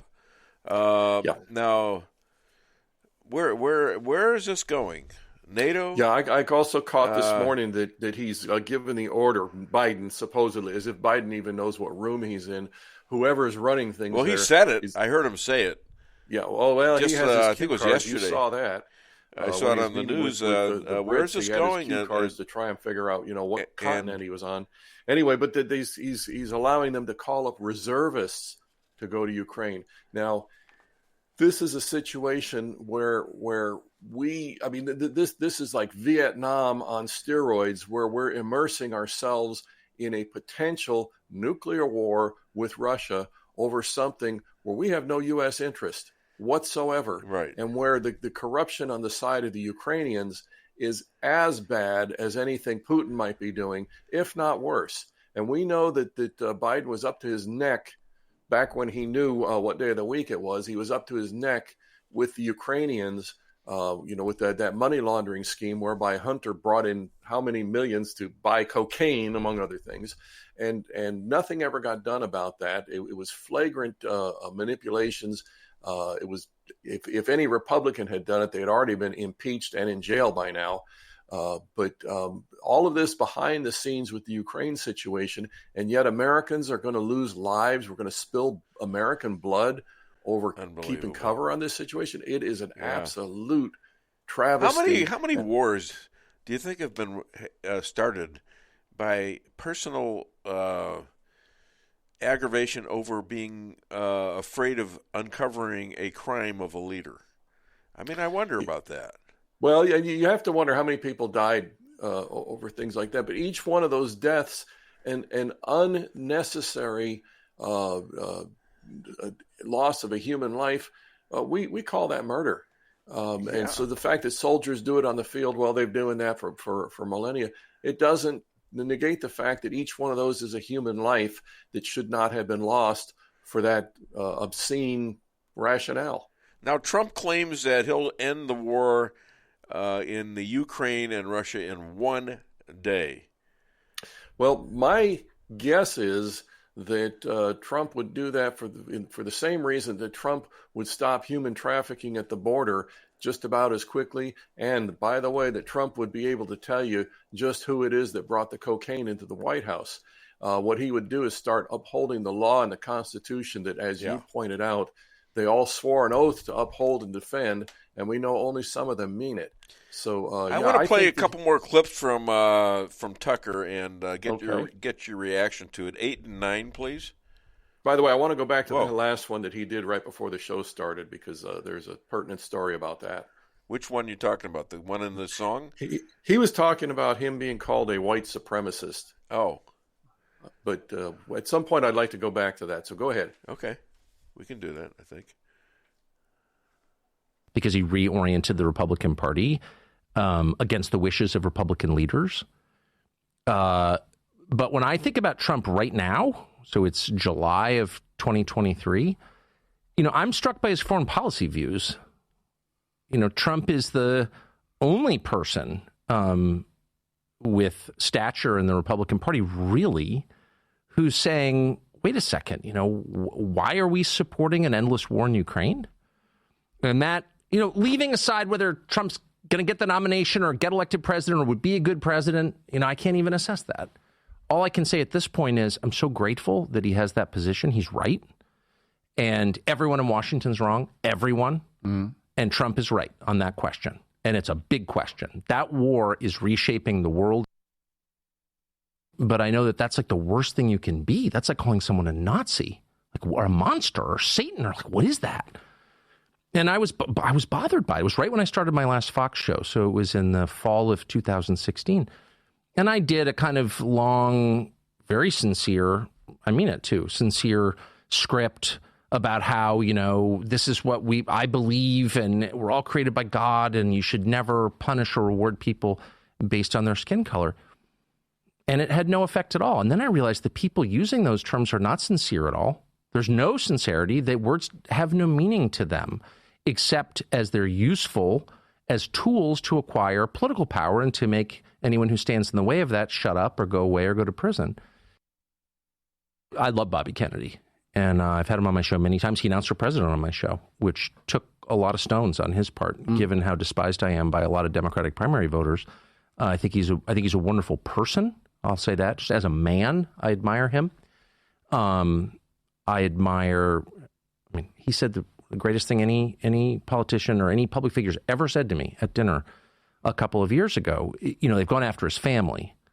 The pharma companies and their agents in the media have really gone after his family, his siblings. They convinced a bunch of his siblings to denounce his views. So painful. And I'm so close to my family, I can't even imagine that. And I said to him, what's that like? I thought I took a lot of shit. I can't even imagine what that would be like. If my brother denounced me, I'd probably shoot myself. I couldn't handle it. Also, if it was Buck, he would be able to provide the weapon. He would. Yeah. Well, yeah. My brother's not going to denounce me. It's my best friend and wonderful man. But anyway, so I said to him, what's that like? And he said, and I'm quoting, I probably shouldn't be quoting a private conversation, but he said this to me. He said, I've got 7 children and they all love me. I don't care. So your reaction to that? Okay, but there is so much there that man, I wish I could go. I should have been taking notes the whole way. First of all, Tucker did hit real hard on one of the basic premises of my book. Leftists never care about any cause they claim to champion. Yeah. They use these terms. They label you as the bad guy, themselves as the good guy. They're the champions of women, et cetera. We can go down the list. We've done it several times. He's absolutely right. That's textbook Alinsky. You get on your moral high ground. You use that for political leverage and nothing else. And until people figure out that they're being totally duped by the leftists, when the leftists say they care about the environment or anything, they're being manipulated. Until people realize that leftists have power with those lies. Okay. Now, as far as Tucker, his response to it, Bobby Kennedy's response to it, that's how you respond to the Alinsky attack. You just you dismiss it, So your screwed up leftist family members hate you, and of course, being leftist, they're going to have the sheer nastiness in them to confront you at a Thanksgiving dinner or something and say they hate you. Your response to them is to reject their hate, reject their moral grandstanding. And what Bobby Kennedy says is, I have 7 children. They love me. If I've got a brother who's screwed up and is going to go over the opposition, too bad for him. But I have a family that I'm taking care of, and they love me, and that's what matters. That's how we respond to leftists. Now, you mentioned before that you seem to feel that there's a surge of lots of people who are gathering together, so to speak, mentally. Networking, yep. and networking, and they're getting their voices heard more and more about what's going on in our government and where to go from there. Now, are you sure about that? Is that really happening? Are we really getting our voices heard?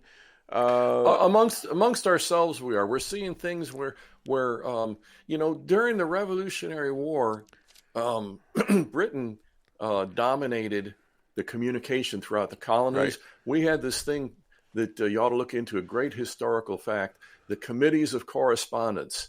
And what these were, they were kind of like Pony Express riders from town to town, and they would run from one patriot group meeting in a barn in Delaware to one of those meeting in Maryland or whatever. And they would do this throughout. And that was, to a major extent, how communications were maintained leading up to when we had the Continental Congress, and everybody said, you know what, we're on the same page, we're tired of this garbage, and we eventually had the Lexington moment.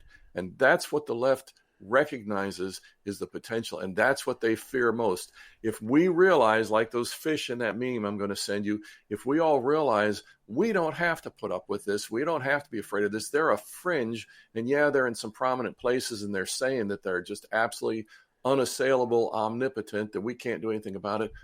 There's not nearly as many of them as there are of us, and we don't have to stand for this.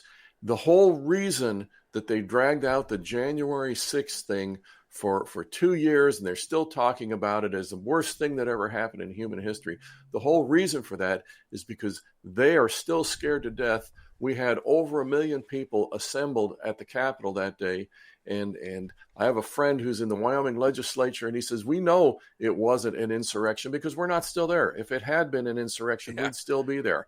What were they going to do if 1.5 million people said, no, we're not putting up with this, we're staying here? That's the organization that they are scared to death. And if it was run by Trump, as they have asserted and blamed, it would have been successful. Yeah, and if they can disgrace him loudly enough and get people on our side to go along with it. Oh, I read from somebody just this morning, we can't say the election was stolen because actually, unless it's proven in court, that's illegal. You know what? I can say there was cocaine in the White House. I can say that they're obviously covering it. I don't need a court to give me permission to have free speech. Waters says Hunter is living at the White House. What do you think? Who knows? Wherever he's at, he's engaged in criminality.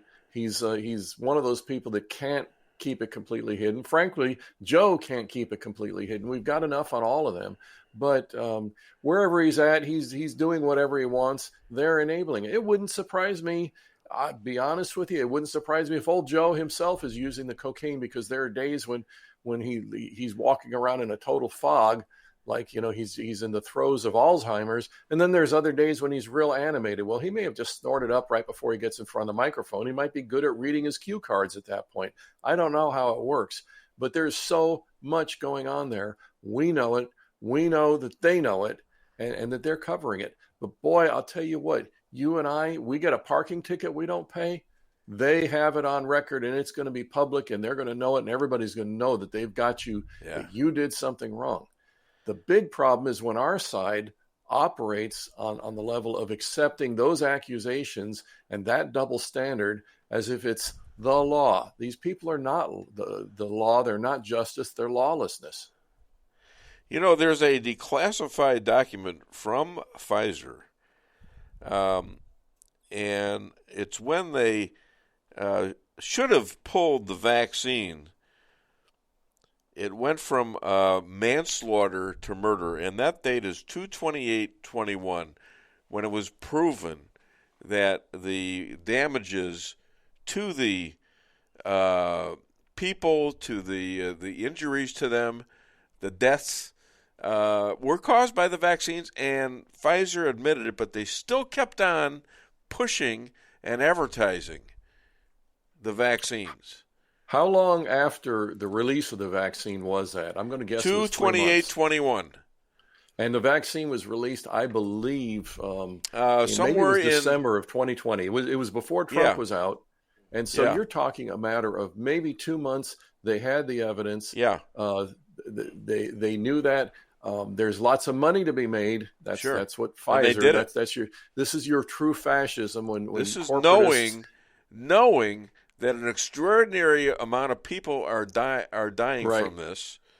That's when they got the law passed that they were immune to lawsuits. Okay? I also have those who passed the law were complicit. If you go on DaveWeinbaum.net, you'll see this, and there's also a video of a doctor who studied the intestines, who studied the guts of what happens to people when they take the vaccine, and they start having problems with their evacuation situation in the body. And the same thing with the blood clots and those growths in the veins and died suddenly. We knew from the start. We saw from day one on the whole lockdown thing, you were seeing the red state response to it and the blue state response. Everybody's going, we have a disease running rampant. People may be getting sick and dying. Let's take precautions. And then you had your blue states that were saying, we have an opportunity to wield uncontested power. And they started doing things. You can't come out of your house. You can't go out on your front lawn without permission, places like California. We saw enormous abuses. And then we saw these same people, the minute they knew the cameras were off or they thought the cameras were off, they're out partying and having a good old time. Point is that from the start, we saw the whole COVID thing break down along red and blue lines. The whole opposition, the whole attacks on hydroxychloroquine and ivermectin. The last thing they wanted was you and me to have a means of dealing with the virus that didn't involve them being in control of you. If you could take these pills, which people were doing and healing very quickly from it and getting up and walking away just fine, you didn't have to be afraid of the virus. You could get on with life. Getting on with life, living, the pursuit of happiness, that's the last thing the left wants. They need you in fear. They need you living in squalor, so you have to reach out to them, ask them to put something in your hand. And if they don't have you in that condition, their whole political agenda falters. And we saw it happen right from the start. All right. Other than DaveWeinbaum.net, where can people find you and buy your book? Well, my commentaries, and I got a new one up. I hope you get to look at it. It's talking about the madness of mob virtue. It's up today, and it's at DaveWeinbaum.net, which is a great site, by the way. It's at GOP USA, America First Report, Red Voice Media, and WECU News, and several others. And my book, thanks for holding it up there. My book is still available at Amazon. It's more than ever, it's a must-read. The comments from Tucker this morning are proof of the fact that the left uses these Alinsky tactics to control us. We've got to understand how they work so we know how to effectively fight them. And the link to Chris's book is in the comments. You can click, take you right to the website to buy it. Thank you. A meteorology balloon fell on me. I was under the weather. weather. Wait a minute. What is this? A meteorology balloon fell on me. I was under the weather for months. Ladies and those gentlemen, jokes give me I was going to say I was under the weather in Beijing for months. The balloon being that, I should have said that. Yeah. Oh well. Thank you for laughing so hard, Chris, and thank you for. It's good to be with you guys. Always good to be with you. Fighting the good fight. All right, let's keep doing it. Thanks. All right, bye. Well, we seem to have had a drop in the people listening to the show. How did that happen? We have been shut down. By who? Because of copyright issues. I'm guessing it's Tucker, but I don't know. Tucker? So they've shut down our video. Who did? My wife's still listening. I just texted her. I'm on there. Yep. Okay. So. All right. Well, tell your friends. Get back on the phone. What the hell is that? We need to look at this. We have all the segments and the times. We need. Yeah. What does that mean? It won't let me even get back on. I can't even get back on the show. No kidding. All right, well, we're going to do the show, and I'll have to sell it through a podcast, and I don't know that I did anything wrong. Well, we got copyright issues. With who? Brand? I don't know. We have all the times. We can go back and look at this. Yeah, sometimes they use music. 6539. Well, there's over a minute and 12 seconds, and they have 1, 2, 3, 4 segments. So I'm guessing it might be. It's got to be clips then. Yeah. All right. I'm thinking maybe it's Tucker. He did a lot of those. That's all we have this week. So. Yeah. Yep. Well, we got none of those, so we might as well play a couple of clips. What the hell? How about 10 and 11? The United States has had precisely in 250 years almost one populist president, and that was Teddy Roosevelt, also the most popular president in American history, who was president from 1901. President was who he served as VP was shot to death until 1908. Most popular president the United States ever had, and he was a populist. The two biggest populist figures in the moment are Trump and Bobby Jr., and then we had a guy called Ross Perot run about 30 years ago who roughly had the same politics. All four of those figures had one thing in common. They were all from the world they criticized. I don't think Trump has changed politics in Washington. I think the parties both have been very resistant to any kind of reform, and that's very foolish. That's a Ceausescu move. You see things changing around you, and you can't metabolize it. You can't sort of change with the moment, and then you meet a bad end when you become that rigid. To a degree, a peaceful event. What is your sincere opinion of what went on January the 6th, and why do you feel that there is yet an attempt to regard it as a deliberate insurrection? And also within that, I guess the possibility for presenting moments of peace within 40,000 hours of footage does exist. So were you sincere in your presentation, or do you have a particular perspective on how you wanted that event to be seen? I have, well, let me just say, one of my children was there working in the building and called me during it and was right nearby when Ashley Babbitt was shot. Okay, we're going to be doing the show under siege by the powers that be, but we're going to continue as if nothing happened, and therefore I say we do our promotion for our sponsors again. Hit it, please.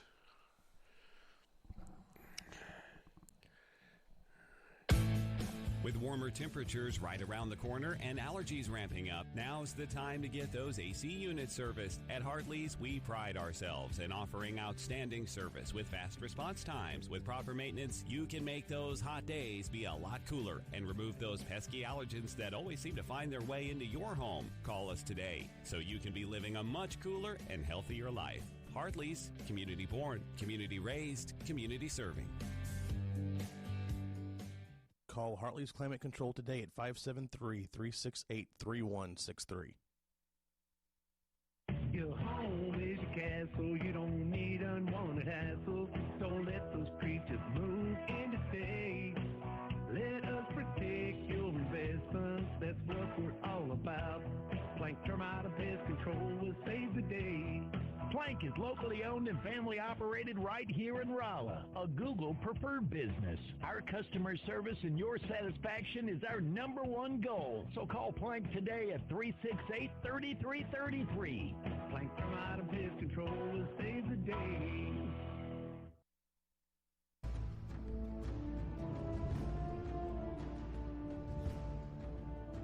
Never be too coy to tell your friends and family about koi sushi and hibachi. Celebrate the best Chinese-Japanese restaurant in the Midwest. Call 573-426-5551 to make a reservation or order takeout. Locally owned, 1808 North Bishop, Rolla, Missouri.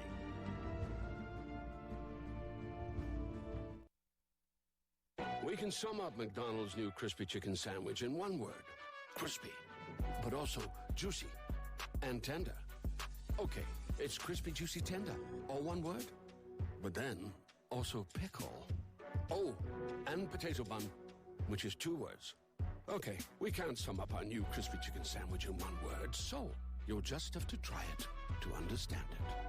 Order ahead on the McDonald's app at participating McDonald's. Ba-da-ba-ba-ba.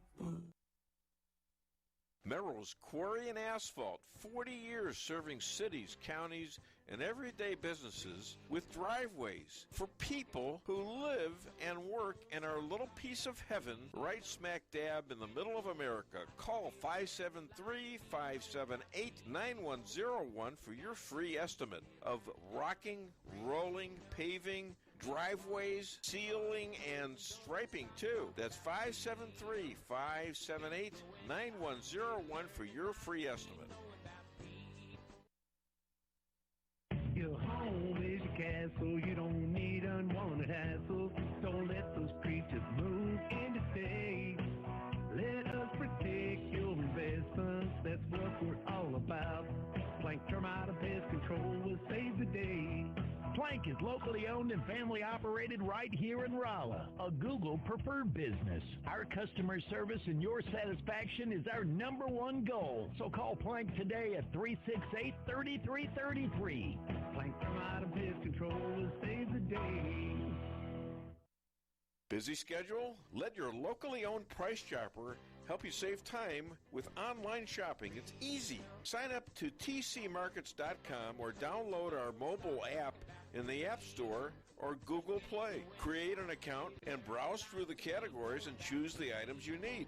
When you place your order, your personal shopper will get all of the items you've selected, taking the same care you would and following your notes. We offer free curbside pickup, so you don't even have to get out of your car. Start your online order today and no online shopping fee for a limited time. Go to tcmarkets.com or download our mobile app to get started. Price Chopper. Fresher savings every day.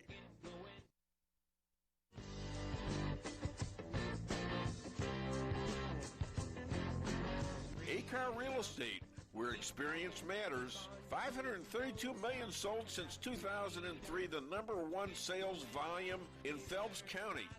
As a client for decades, I can say they are the best in mid-Missouri. Call 573-368-7355. That's 573-368-7355 for the best real estate experience you'll ever have. Gotta reach 'em, see it right.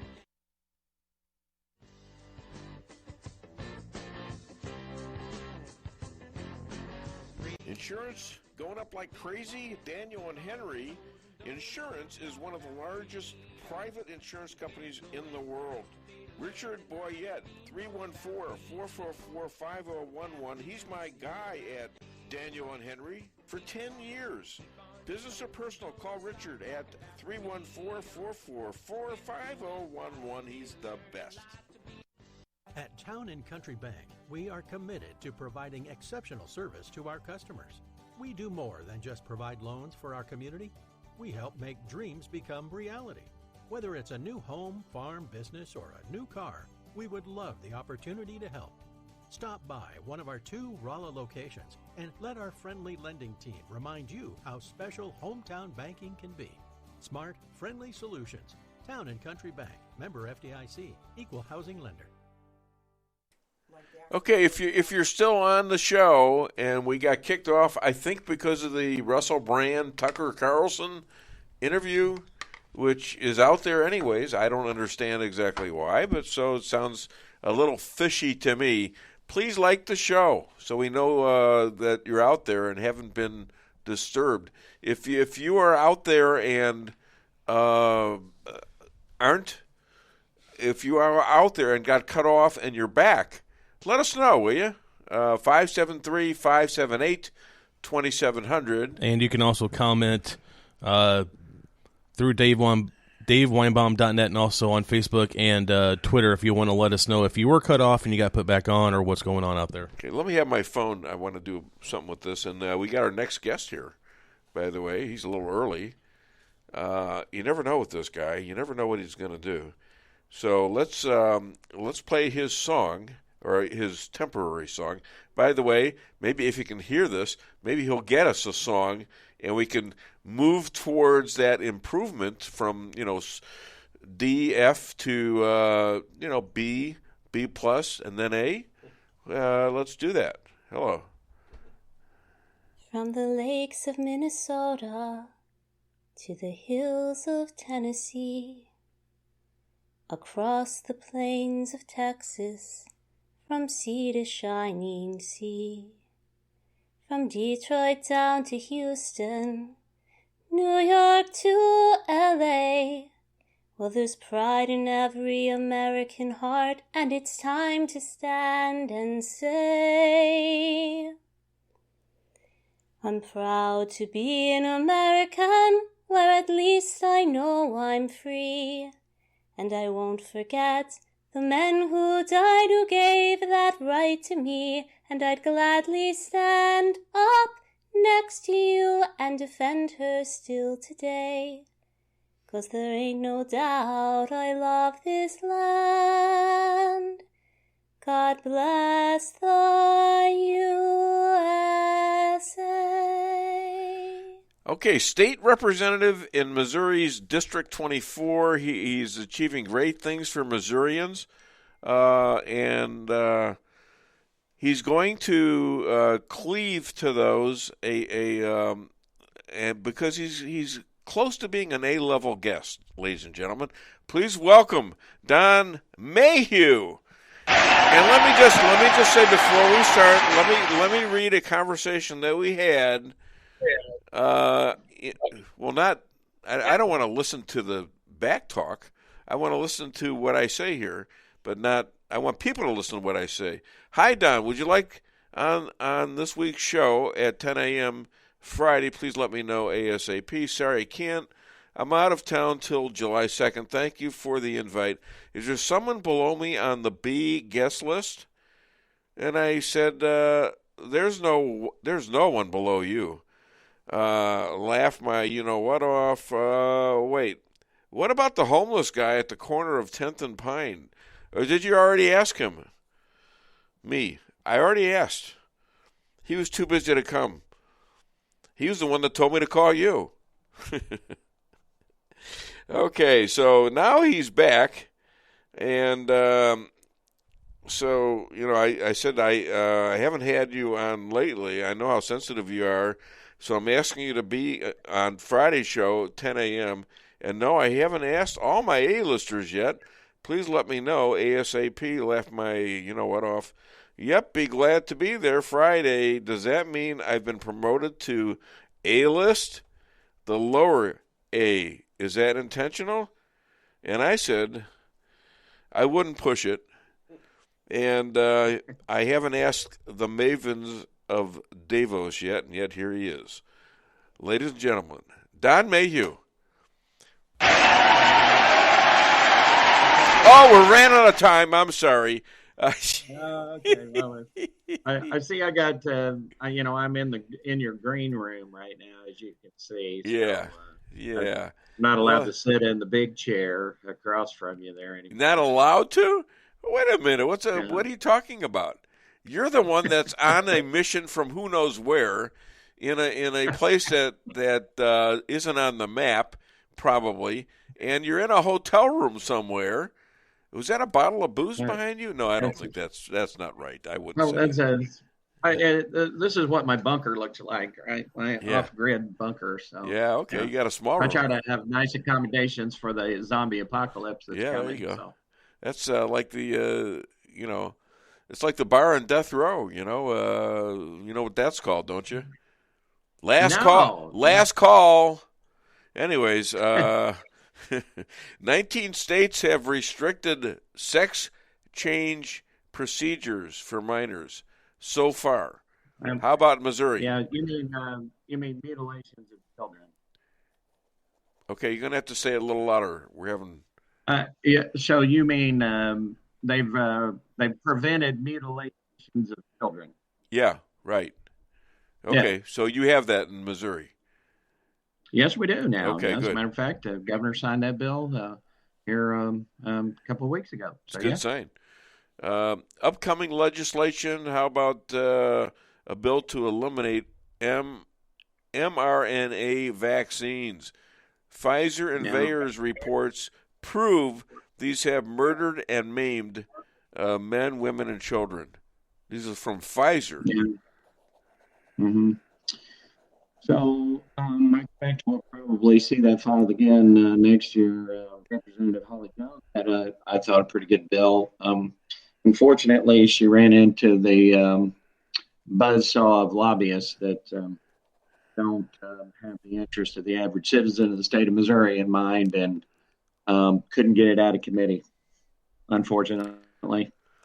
The House Judicial Committee said that the FBI colluded with Ukraine to remove social media accounts that criticized the Ukraine, fostering even more angst against the FBI, ignoring our First Amendment rights. Where are you on this? Oh my goodness, I don't even know where to start on this one. There's been so many egregious violations of our First Amendment rights by the Department of Justice, which, by the way, one of their duties is to protect the Constitution. In fact, I'm pretty sure the Attorney General swore an oath, and I'm pretty sure every FBI agent swore the exact same oath. And, we're finding out now, which you always will in a society like ours, how much they were involved in the last election from the standpoint of limiting free speech. Plain and simple. I mean, when they colluded with Facebook and others, there's absolutely no doubt that's a free speech infringement. Sure. And so this is just another thing that they're doing there. I mean, these are things that we have accused other countries of. The former Soviet Union with their KGB and secret police over in China. We've told those folks that, they're violating human rights by doing these kind of things. And here we are, the Attorney General of the United States, actively involved in suppressing significant portions of the Bill of Rights. I mean, there's no other way you can say it. It's exactly what they were doing. No, I know. I'm asking you some questions that are national. But I think you need to have opinions on this, because it does sway the way you vote on things that are statewide. Elections, for example. Elections are statewide controlled, or supposed to be, right? Yeah. So what other legislation are you working on to keep our elections open and safe? So we'll probably see a few more things come through the pipe next year. There's several people that are working on different aspects of the bill. One of them would be having closed primaries. We've talked about that a lot. There seems to be some objection, a lot of objection to it, even in the masses. But in reality, I don't think it's not because that there's something wrong with having a closed primary. It's because people don't understand the primary process to start with. And so, and I would say that's true in several states. The one thing that there's going to be a push for, and we'll probably see an initiative petition for, is what they affectionately refer to as jungle primaries. And that's where everybody is in the same primary, Democrat, Republican, Libertarian, whatever, and then the two top vote getters face each other in the general election. You got to speak right into your mic. We can't hear you unless you're speaking right into your mic there. Okay. Yeah. So I'm not sure exactly where the mic is on this computer. Okay. But, well, you're good there. Okay. Whenever you turn your head the other way, it doesn't come out. Okay. So the cheap computer, cheap equipment, right? Like I said, there's a big move toward, and we will see an initiative petition toward that end of what's referred to as a jungle primary, and that's where everybody is in the same primary, and then the top two vote getters face each other off in the November election. Well, we can all see what the trouble is with that, we certainly don't want to go that direction here in Missouri. Well, is this getting the same two people from the same party? If they're primaries, these are Well, no, you could certainly end up, and you would likely end up with two people in the same party in several states. Wow. We would probably see that here in Missouri. You could easily see Is that this here what in Missouri. Alaska But you does? can think of Alaska, Louisiana, and I think California is an open primary state now also. That's not a surprise in California. No, absolutely. Speaking of California, Governor Gavin Newsom's state Dems just blocked a bill trafficking children a felony. They just blocked it in California, and Newsom wants to be president. Isn't he a really good prospect for president of the United States of America? You got to admit he's got really good hair. If I remember correct. Well, he's got hair, which makes him different from me, right off the bat. Me. Well, you also, right? Yeah. So I'm not surprised in a state which actually had legislation that they considered and probably came close to voting on that would recognize minor attracted persons as a gender. And so nothing coming out of California surprises me at all. What do you think of school choice for parents in Missouri using their own taxes to fund them? So school choice, I mean, you get to take your money and purchase whatever car you want, right? Yeah. You can you use your own money to send your kid to whatever college or university that you want for the most part. You get to pick what cereal you want to eat in the grocery store and out of several different options. So school choice is, how's that any different? Then let's focus on the number one fact here, and that it's not the school's money, it's the people's money. Yep. And the people include the people who send their children to these schools. So educational choices are no different than any other choice that we make, and it's certainly more important with our children. We should be able to allow parents to take their kids to any school they want to take them to. Well, it sounds like that's a bill that you could sponsor, isn't it? Well, we actually have that bill. I mean, at least one thing going in that direction. Brad Pollitt, who's the former superintendent of schools, so we're not talking about some crazy right-wing tinfoil hat wearing person. He has a bill and has had it now for 3 years in a row called open enrollment. Now it's about as innocuous as you can get. In order just to get it through the House, he had to water it down a bit, but essentially it provides the opportunity for schools, if they want to participate, to allow students from another district. It has to be an adjacent district, and there's some other limitations, to come to their school. Okay, Don, I have a guy here who wants to make a short statement regarding this. Okay. Essentially, public education is a monopoly.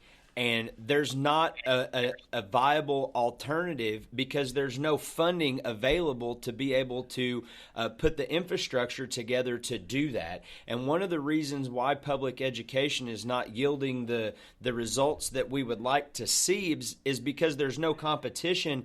There's no real incentive for them to change their methods. And until the people have the ability to direct their tax dollars toward establishing an alternative, we're going to end up with more of the same. And so instead of let's put our tax dollars towards an adjacent district, how about allowing parents to be able to build cooperatives where they can educate their children in a more effective manner, and that'll make everything better. That's Sean Kelly that said that. Yeah, it's certainly that's certainly an option, and honestly, I would even support something like that. Cool. Of course, we were talking about legislation that has been filed or planned to be filed. Yeah. I don't know anybody that's filed a bill similar to that, although here in Missouri, well, there are no limitations on homeschooling. Now, you are correct. That same exact parent is still paying a property tax to the local school district. Right. They pay income taxes, which a certain portion of your income tax goes toward funding school education. And the really bad news is homeschoolers don't have access to those funds. He's 100% correct. That would be, I think, a pretty good thing to do, or at least try to do. It would meet with significant resistance, but we got to start moving in that direction, because he's absolutely correct. The best we can hope for out of the system that we got is mediocre, when our goal should be excellence. Okay. And competition would encourage that, right? So, other than DaveWeinbaum.net, where can people find and contribute to you? So I've got a Facebook account, and they can reach me anytime on my Facebook account. Now, I typically don't like doing Messenger on there, but they can reach me at 573-216-1527. That's my cell phone, and yes, I give that out to everyone to get in touch with me on. And I encourage everyone to contact me anytime they need to. So, and on education issues, I'd love to hear from folks about where they're at on that. So, obviously, you can still reach me at my house account. That's don.mayhew@house.mo.gov. Don, I knew a rock band that was so popular that the groupies went union. All right, thank you so much, Don Mayhew. I think you're almost there, buddy. One more good interview. You didn't ask me anything about the cocaine in the White House. We've been talking about that. Why, did you leave it there? No, I was going to point out that's a gift bag that they hand out for tours in the White House. That it includes a crack pipe, some cocaine, and then phone numbers for signing up for social programs like SNAP and Medicaid. So yeah. I don't know why anybody's surprised at that. You're certainly not. You're not limiting yourself with your sense of humor, because you've got one, and it's a good one. So yeah, you make up a joke and throw it right at me, my friend. Well, all right. Okay. Well, hey, thanks for having me on today. Hey, it was a pleasure. Let's hear it for Don Mayhew. All right. Okay, we're done. Thank you, Don. All right. So I think we do a little of humor here, and I found my stuff. How about Reagan? What do you got for Reagan?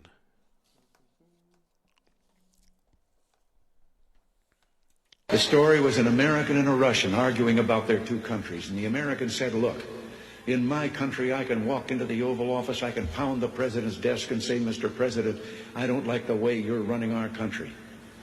And the Russian said, I can do that. The American said, you can? He says, yes. I can go into the Kremlin, to the General Secretary's office, pound his desk and say, Mr. General Secretary, I don't like the way President Reagan's running his country. Okay. If you want to call the show, 573-578-2700, or... you can also reach us on Facebook, or at least I think you still can, Twitter, and DaveWeinbaum.net as well. Yeah, something happened to our show where they cut into us deeply, but, we're back, and we're going to give the show, and we'll see what happens afterwards. It's always available on podcasts, and maybe sometimes they used to do this. They'd cut out portions of our show and then put it back in. Remember those days? And they just put it back in. Yeah. And it's just done to to hurt you. Plus, I don't think the number of 3 people watching us is accurate either. I don't think so either. So they have definitely filtered that. Well, yeah, and that's very interesting too. So all I can do is go on and do a show as best I know how. We prep a lot for this show. We rehearse for it. It's not one of those things where you're just banging around thoughts like you're in a bar somewhere. Maybe it should be. I don't know. Be a lot easier, that's for sure. And I could start drinking early on Fridays. What the hell? So $43 million is spent on Zuckerberg's safety. And he gave $5.5 million to defund the police. Anyone see a problem with that? Anyone? I guess not, huh? Okay. And there's big questions to John Kerry yesterday about whether or not he flew he had his own airplane, and he says, no, I don't have my own airplane. And he says, well, were you flying your what were you flying then? Well, I haven't flown alone for a while. I says, well, does your wife have a plane? She says, well, yeah. Did you ever fly in that? Yeah, just once or twice. Okay. He's so full of it. He is so full of it. And he is the guy he's the green guy. He's the guy that's talking about climate change and not having all these poisons coming out of these jets. And he used to defend it like saying, well, how else am I going to get to these places in Switzerland and stuff like that? Like, that's our problem. His problem is to maybe get a different location to where he could go on a regular plane or something. Or if he's really that worried about it, I guess just get in a boat and start rowing. Or walk. I don't care. You know, it's all so much BS. Didn't we learn from COVID that you could just do a Zoom meeting? Why can't they just do Zoom meetings? Because that's not glamorous, and they are glamorous people. And glamorous people, how dare you, do not live like that. They live high off the hog, and be damned with you, because they're smarter than you. They're smarter than me, smarter than JP, not any smarter than my wife, but similar level. And so they feel they can get away with murder. And they do, literally, in a lot of cases. Like I'm talking about in the with the vaccines, you know. Next time I see my doctor, who I fired after 25 years, we're going to have a little conversation about that, because it was well past time when they should have known that this was a huge problem, that my doctor was telling me that I needed to take the jabs, even though I had the disease and my wife had the disease at the same time. All right? And so I wonder what he's going to say now. You know, the proof is out. Okay, so once again, Tucker still does not know why Fox fired him. And that's interesting, because it goes towards, well, how do they keep him under contract if they fired him with no reason? I mean, Fox isn't saying why they fired him. I think they were afraid of what he was going to say next. Well, sure. And he said himself, you know, it's their prerogative. They can fire him. He's been fired before. Like me, I've been fired twice. And now I found this, which is great. I don't care what they do to me here in terms of that. I do care. But I'm still on. And I don't care how many people are listening, because there will be people, I believe, on the podcast that'll listen. So we'll see how much of the show they destroyed, and we'll go from there. Trump wants to declassify the JFK assassination docs. You know, and everybody has always said Oswald did it by himself. And yet Oswald is murdered before he has a chance to defend himself. And you got all these curious pictures of people on the ground with guns and other people. What do you think happened? So Jesse Ventura had a show called Conspiracy Theories. Yes. And he tried to reproduce just shooting from a sky lift and cycling through the rounds and be able to hit an object that was at moving. the same a moving object the same distance, and he could not do it. And he was a former Navy SEAL, and he tried over and over again. So this is where Oswald would have been standing, where he would have been in the school book depository. Plus, when you go back and you watch the video, the reaction that JFK had and the magic bullet and all that, it just doesn't logically line up with one person being able to carry all of that out. Well, and if you watch the Zapruder film, it shows the front of Kennedy's head blown off and his head kicks back. Yeah. Oswald was from behind. A bullet can't go in front of you and then come in this way because it was a shot from the front, and there's no way Oswald made that shot. It's in the Zapruder film. If you go back and watch it, you can clearly see a speck right in front of him, and then right here, the front of his head is just, it's gone. So that did not come from Oswald, obviously. Oswald was behind him. Did Oswald hit him with anything? I don't think he did. Okay. I don't even know if Oswald actually took a shot, to be honest with you. But he was there, wasn't he? And I don't did even he know have if a he gun? was. Who knows? Who knows? Knowing what we know now about the three-letter agencies, CIA, DOJ, FBI, it wouldn't surprise us if they did the job on the Kennedy, on John F. Kennedy. Another thing that's always struck me as odd is here is Oswald, who they are putting out in the media as the guy that killed Kennedy, the most beloved president to that point, probably in our country's history. He's the person that assassinated him. And they're walking him through the Dallas, Texas police station, wide open, where Jack Ruby can walk right up and kill him point blank. Why is he not surrounded where nobody can get to him? Because they knew people would be outraged. Sure.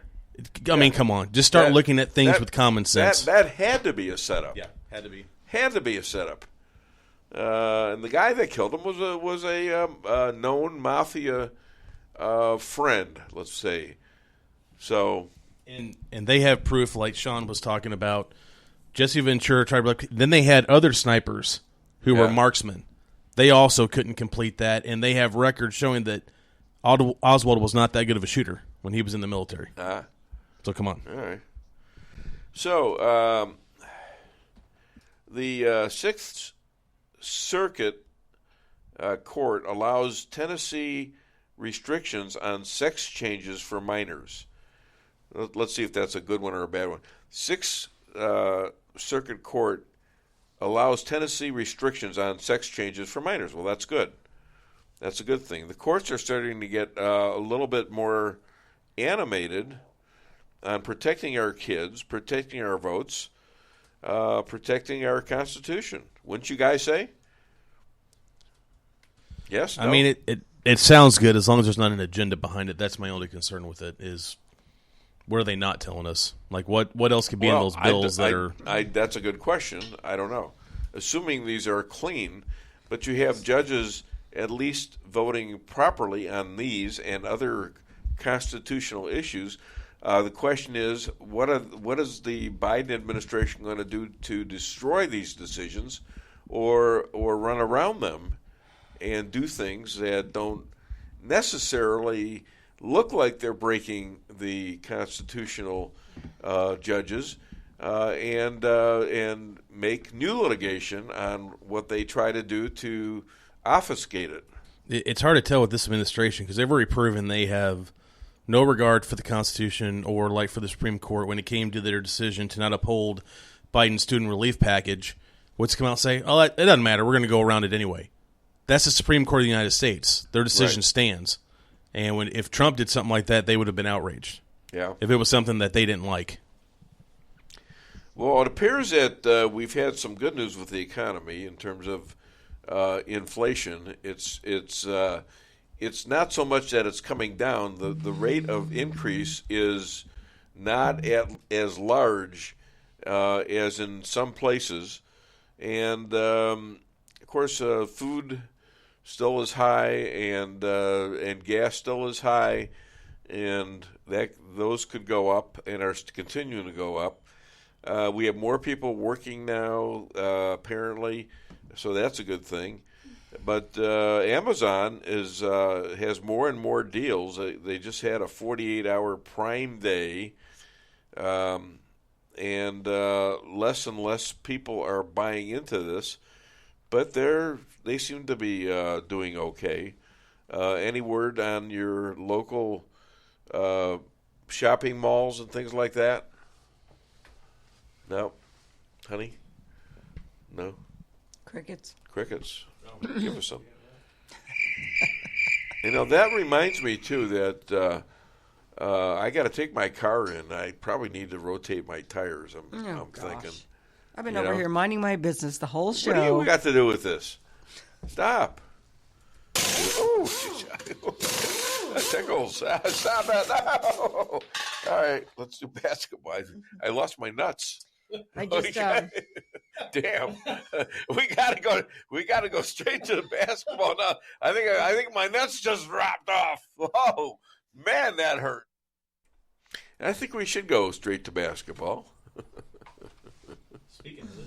Yeah, I think that's right in there with we'll get through most of this stuff, and my next interview is going to be on 10:30.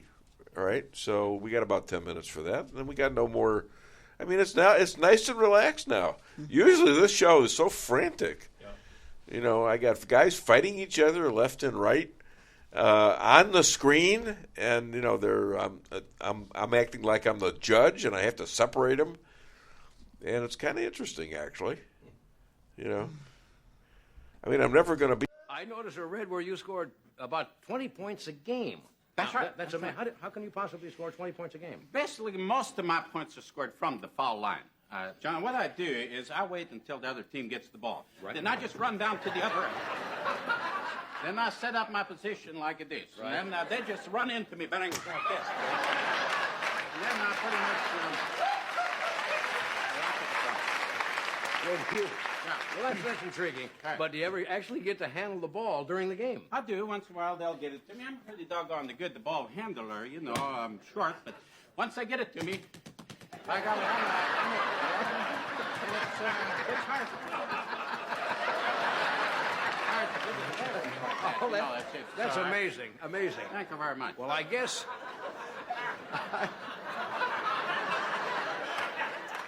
I would imagine. I guess at your height, you actually see a different game than the other players. Johnny, at my height, I not only see a different game, I smell a different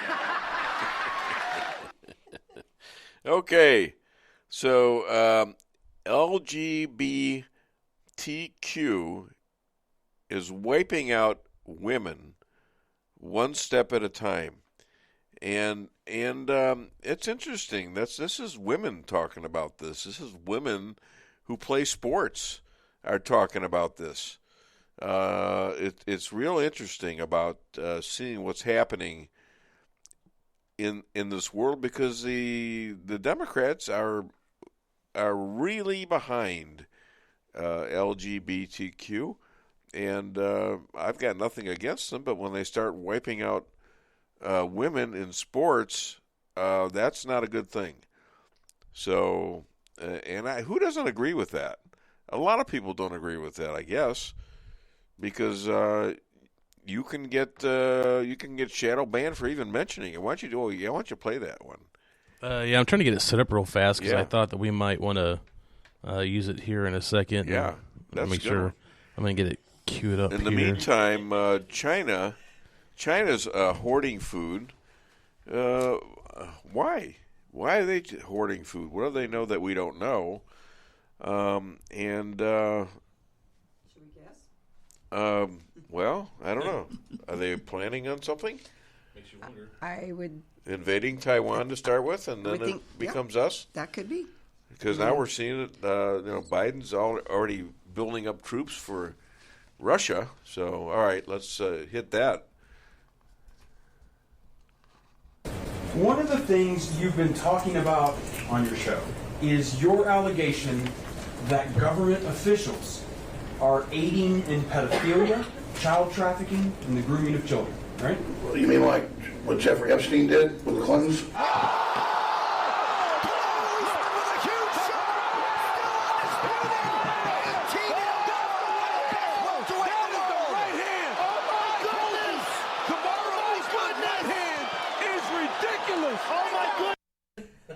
Great catch. I forgot all about that one. Great catch, okay? You know, if you're not listening to the show, you're missing a lot, okay? Even Duda over there thought that was good, and he's a big he's a big fan. That's my dude right Alex. there. Absolutely. Sure. And, you know, I like him too, but he's not the brightest bulb sometimes, quite frankly. Man, he's been ahead of the game. It's like Joe Rogan said, Alex has been right about a lot of things. Yeah. He was willing to put himself out there in the arena and tell the things that he knows when it wasn't as accepted as what it is today. No. And I agree with that. I agree a lot on Glenn Beck being the same kind of guy that has been right. I agree with Tucker Carlson, who hasn't always been as good as he is right now. He's admitted to saying stuff that he probably shouldn't have said. We have breaking news here on the show. What do we have? We have Joe Biden he's going to give a speech real quick about the cocaine found in the White House. Okay, let's do it. Here it is.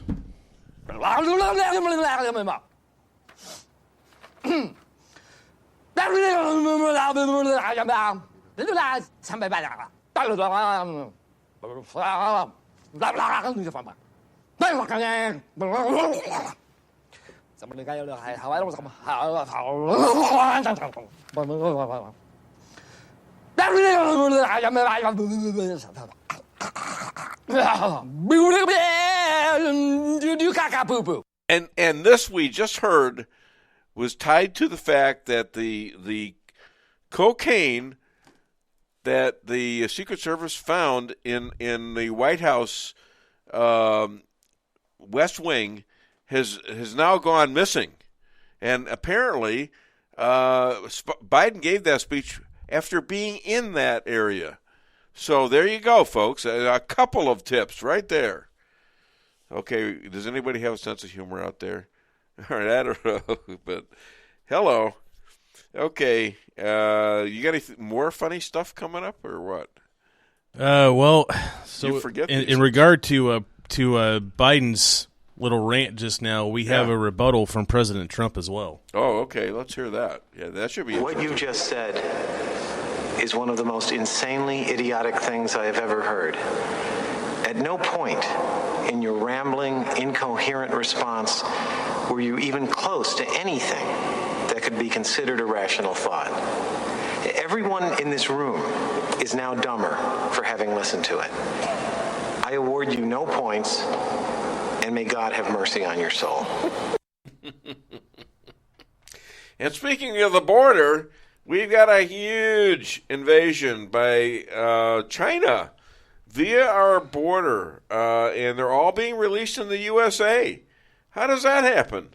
I mean, they're up like 1,300% over year. We're being invaded by China as well, and China also has police stations in a lot of our major cities. How did they get police departments there? How does China? Do we have police departments in China? I would bet you some money that we do not. That it's not allowed. And what is that? I mean, they're preparing, folks. They're preparing inside and outside. They're spying us with balloons that they know that they have, and that we know they have, because they were built with United States ingenuity. And Joe Biden is so dumb he thinks a dictator. I didn't know if we could say that. You can, though. You're the boss. Yeah,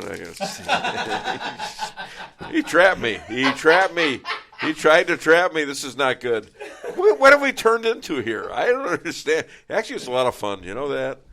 We're having some fun. Okay. For the quote, 3 people hearing us according to Facebook, I which say, I ain't buying you know that what? one bit. We're almost done. Play ivermectin. All right? My wife will like this especially. I don't. I know. No, I don't. Yeah, you love it.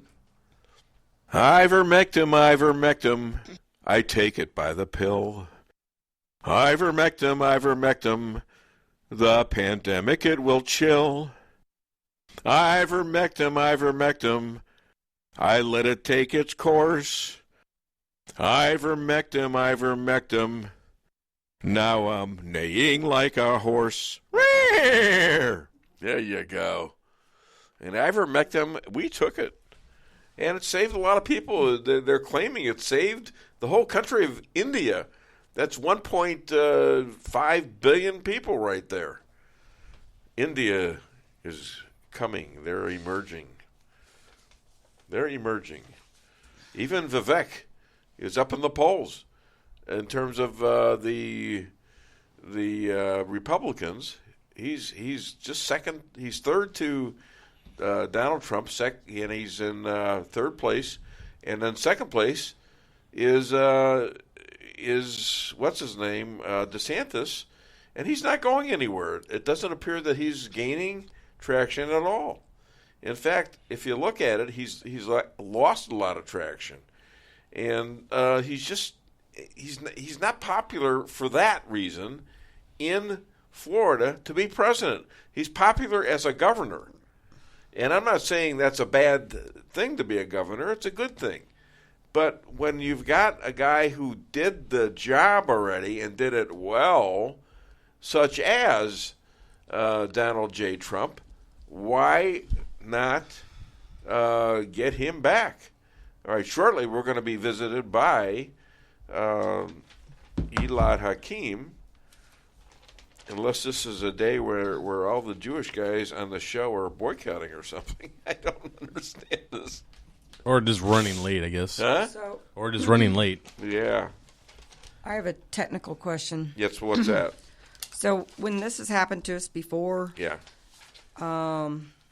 I mean, they give you the message your video is blocked and can't be viewed by others. Yeah. And then it says one or more actions are applied to your video, which apparently they're blocking. And then you see the details about who it is and segments. And then they talk about how even if you've got permission to use it and all kinds of stuff, it can still be considered copyright infringement. They can do whatever they want to do, basically. My question is, yeah, we can accept changes, submit dispute, or remove video.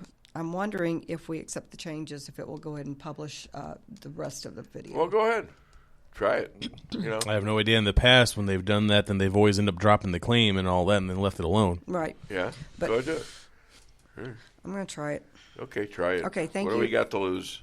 Not much. And guess what? This is Israeli late day. He was born in Israel. Do you believe that? Elad Hakim, born in Israel. The rabbi was born in New Jersey, I think. I sent it. Okay. It got buried. That's what happened. Okay. Okay, so now they're threatening that if there's a You copyright... never sent it?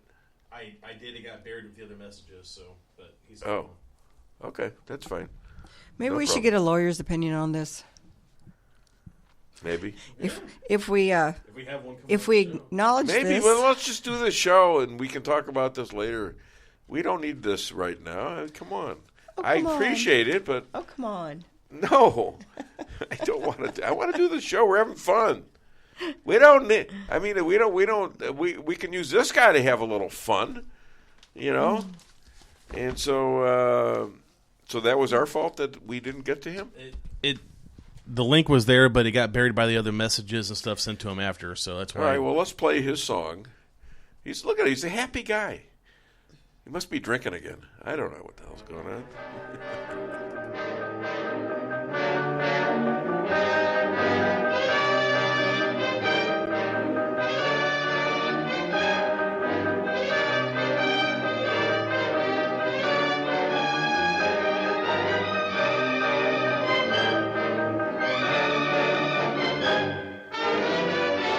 Powerhouse South Florida lawyer. He makes perps testify right after one another so they can't change their stories. Star of social media, TV, and punditry. Please welcome all the way from Boca Raton, the Perry Mason to the Dave Weinbaum Show, Elad Hakim. Why do I say your name that way? I love saying it that way, though. It's like I don't know why you do a lot of the things you do. Really? Who are you, my wife? All of a sudden? Neither do I. I can't wait for the next time we have you and your wife on. I thought that was a pretty good segment. What did you think? I don't know if you were so happy with that. I love it. Did you? Okay, we'll do I that love again because I always thought you were getting a little bit aggravated there. No. I love it. We have such a strong relationship that we knock on wood. Yeah, me and you, but how about your wife? Yeah. Yeah, okay. I thought you were getting ticked off. I don't know why. All right, Not we'll do at that all. again. We'll do that again. So, Absolutely. So it seems like Trump's focus on policies are a direct message to America firsters, and the contrast to Biden policy is so wide, it's incredible. Yeah, I mean, they're like night and day. And I think that Trump is reaching more people now. I think,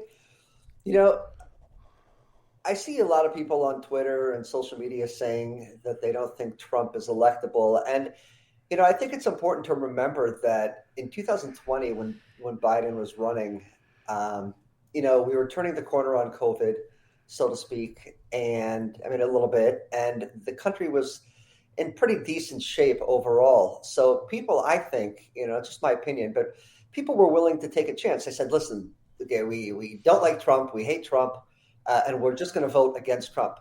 And doing so at the time didn't have the risk that it carries now. It's different now because now people are seeing more than halfway into a Biden presidency, people are suffering. And I don't know if you saw now that Biden called up reserves. Yep. This is getting scary, what's happening. And I think that it's just a different time. I think that people who might have voted against Trump previously are going to turn around and say, you know what? As much as we might not like his personality or some of the things he does or says, we just can't afford another Democrat in office. Well, you're going under the assumption that this the election was on the level, and I think he won personally based on the evidence that has come out.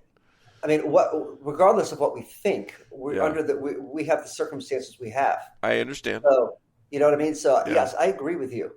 I don't think that Biden got more votes than Barack Obama did, and I don't think that Trump lost. But it doesn't matter what I think, and it doesn't matter what you think, because we are where we are. Well, it does matter. It does matter in the sense that we know it probably happened, and we know that you got to do things to prevent it from happening again.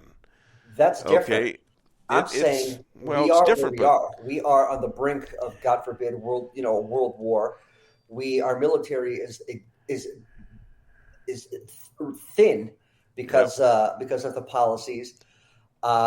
So yes, election integrity is crucial for the upcoming 2024 elections. But I'm just thinking about, from a practical standpoint, how is it that Joe Biden, for example, is still at 40% approval? I mean, I don't believe that, but who are those people? That is telling about America. I mean, what exactly needs to happen for Americans to sit there and say, look, enough is enough? I mean, what is it that they need to happen, that they need to see happen before they say, you know what, we can't support the Democrat Party anymore? According to our buddy Chris Adamo, across the country, a lot of people are getting it. I mean, it's taken a long time and a lot of proof for a lot of people to be convinced, and a lot of activities that Biden has taken over these last 2.5 years or so. I mean, disaster after disaster after disaster, continued inflation, continued pandemic. The whole thing has been a cluster of mistakes and amateurness. And then you have his age problem, and now you got cocaine in the White House. Okay, so I don't think it's amateur hour. I would have bought that in the beginning, but I think this is intentional. Well, it's intentional. I would agree with that. It's intentional, but I do believe these guys are a bunch of amateurs. You're trying to run a country and do it the way you're doing it and think you're doing the right. They think they're doing the right thing. That's amateur. Amateur. How many years has Biden been in politics? When has he ever been a professional? Well, listen. Seriously. Whatever it is, however you label it, the country is going to hell, and we're all suffering. We are all suffering. I talk about it with my wife all the time. Okay, things are hard for everybody. It's hard for everybody, and especially the middle class guy who's, when they take $10,000 out of his budget, he's scrambling. He's scrambling to find what his credit cards are out there if he has them, and he's probably maxed out. What's he going to do? The banks ain't going to lend him money. The banks are being squeezed too. So, it is a terrible time for America, and I think more and more people are learning that now too, which is one of the reasons why there's more and more and more reason every day that passes almost on why we need a great president for the next time, and Donald Trump would be that guy because he is a proven source, and he's keeping very disciplined to the issues, to the policies. Correct. Yeah, I agree with that, and that's why you see his numbers, where they are. Yeah, and that's something. How do you get the kind of indictments that he's had, and he actually goes up in the polls, and he's going up in the polls against Biden as well. Correct. They got him winning the swing states right now by 7 points. Okay, mark that, because let's see what happens when the actual election happens. So, yeah. So does any of the other 16 people running for the presidency and running to be the candidate in the Republican Party, are they even close? I mean, Vivek is 10 points. DeSantis doesn't look like he's going anywhere. Maybe it's because of credits like you and me. So I don't know, But even his fellow Floridians in the GOP, they don't back him, which I find almost astounding. Well, so far, no. I don't think that anyone stands a chance against Trump. I've kind of had that position since the beginning. Trust me, it's cost me with people on Facebook. I got attacked yesterday on Twitter by DeSantis loyalists. I think one thing is important. I think people have to understand that just because some people don't find DeSantis to be presidential doesn't mean they don't find him to be a good governor. I think the responsibilities are different, and I think people are kind of all or nothing when they see that. No, I don't think that anyone is close. And I think that one thing that Trump does that really none of the other candidates do, he makes you feel comfortable. He gives you a sense of security that the other candidates don't. And part of it is, yes, he's been there. We know what he can do, but the way he speaks, his ability and his willingness to take on the big players, despite everything he's been put through, he gives you a sense of safety. And it's not only that, but it's the fact that he has a proven record behind it. So it's not all talk. When he was president, America was good. America was in good shape. Nothing's ever going to be perfect, but America was in great shape. And I don't think any of the other candidates, they don't do that. They sound like more the same. Maybe, Vivek, I don't know much about him. He's but good. You know what? At least when he comes out and speaks, he sounds articulate. Yeah. He doesn't sound like a Washington establishment person. So I can see where he would be appealing to some people. But otherwise, I tried to get him on the show. Get him on the show. I tried. They don't respond. Yeah, it's probably pretty hard, I would assume. Yeah. But yeah, no, I don't think anyone right now. I mean, listen, things can happen between now and the primary season and elections, but I don't think anyone now. It's not close. Okay, so then we come to well, what about this Cornel West? And it seems like he has the Dems in jitters that he's going to run for president in the primaries against Joe Biden. I don't know much about. He's a big liberal, a black guy. He's a professor at a major college, and he's just another liberal, and they're scared to death of him. In the Democrats who want, I don't know what the Democrats want. They don't really want Biden, for goodness sakes, and they don't want Kamala. So what are they going to do? I don't see what their future is right now. They're going to cheat. Well, of course they're going to cheat, yes. And, So, we have to be clever. It's kind of a rhetorical question because who cares who they have?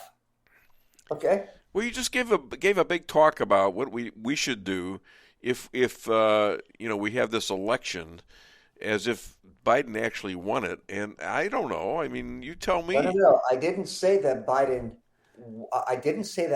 won it fairly. I said we have to accept where we are. Yeah, and I'm saying that too. And where we are is cheating. But I also said that election integrity is of utmost importance come 2024. But my point is, who cares? I mean, if they're going to pull the same crap, who cares? Why, you think Biden was so electable? He couldn't even fill a basement. All right? Well, but yeah, they figured out a way it doesn't make any sense that he won. And now we know it was partially set up by the FBI under Attorney General Bill Barr, who came out on December just after the 2020 elections, not even a month after, and said, "Oh, there's no way this could have been cheated. No, there's not." Like he did some kind of investigation. Hell, he's in charge of the FBI, who shut down social media on Trump. Why is it any different than Christopher Wray, the head of the FBI, coming out and saying, "Well, yes, no, the FBI does not engage in censorship or working with social media companies." Well, we know they do. We know they did. Who cares what they say?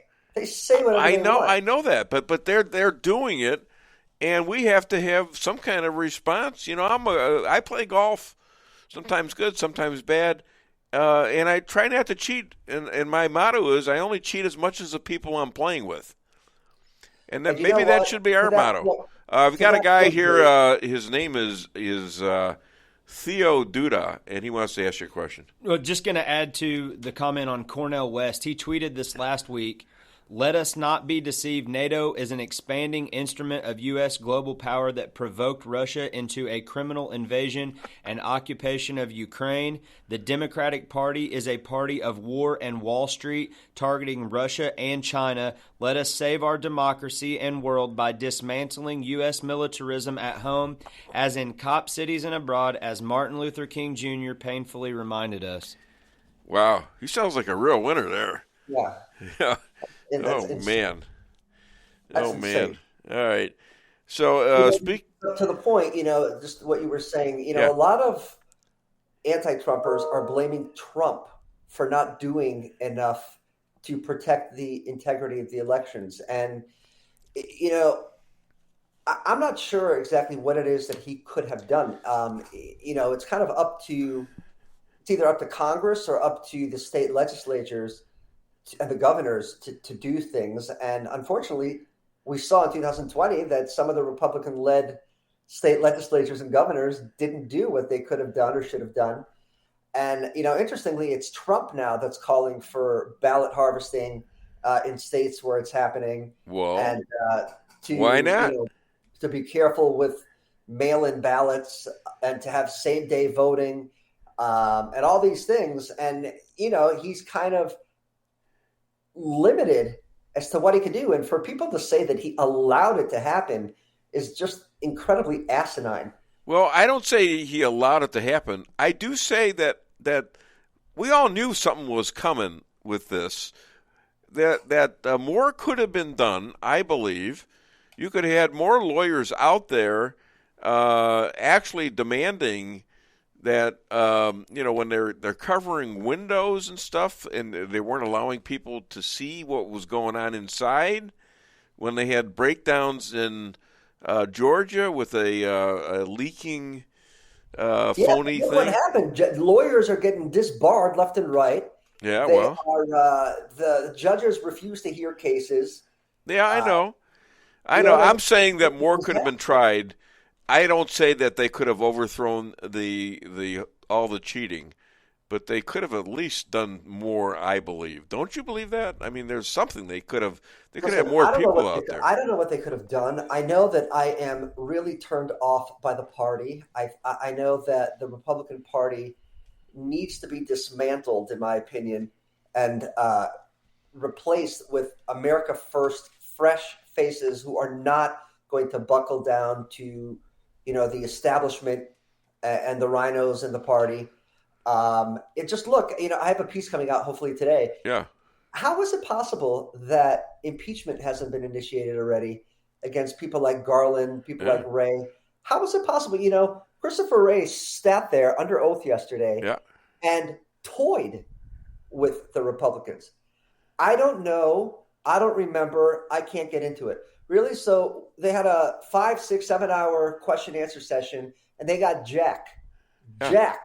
What about your boy Gates? He seemed to be pretty animated. Huh? Right? And unlike a deposition where, if somebody gives you BS answers like that, you go to the court and you compel them to provide better answers.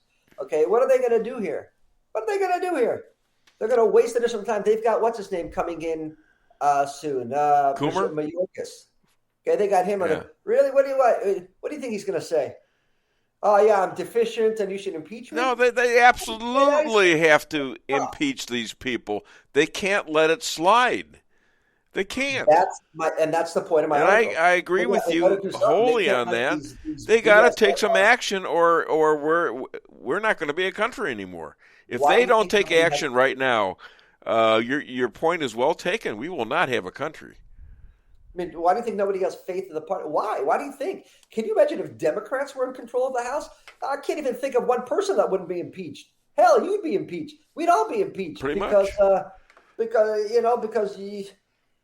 got Republicans with God knows how much information already on Joe Biden and on, different players, and they're not doing jack. Yep. Okay?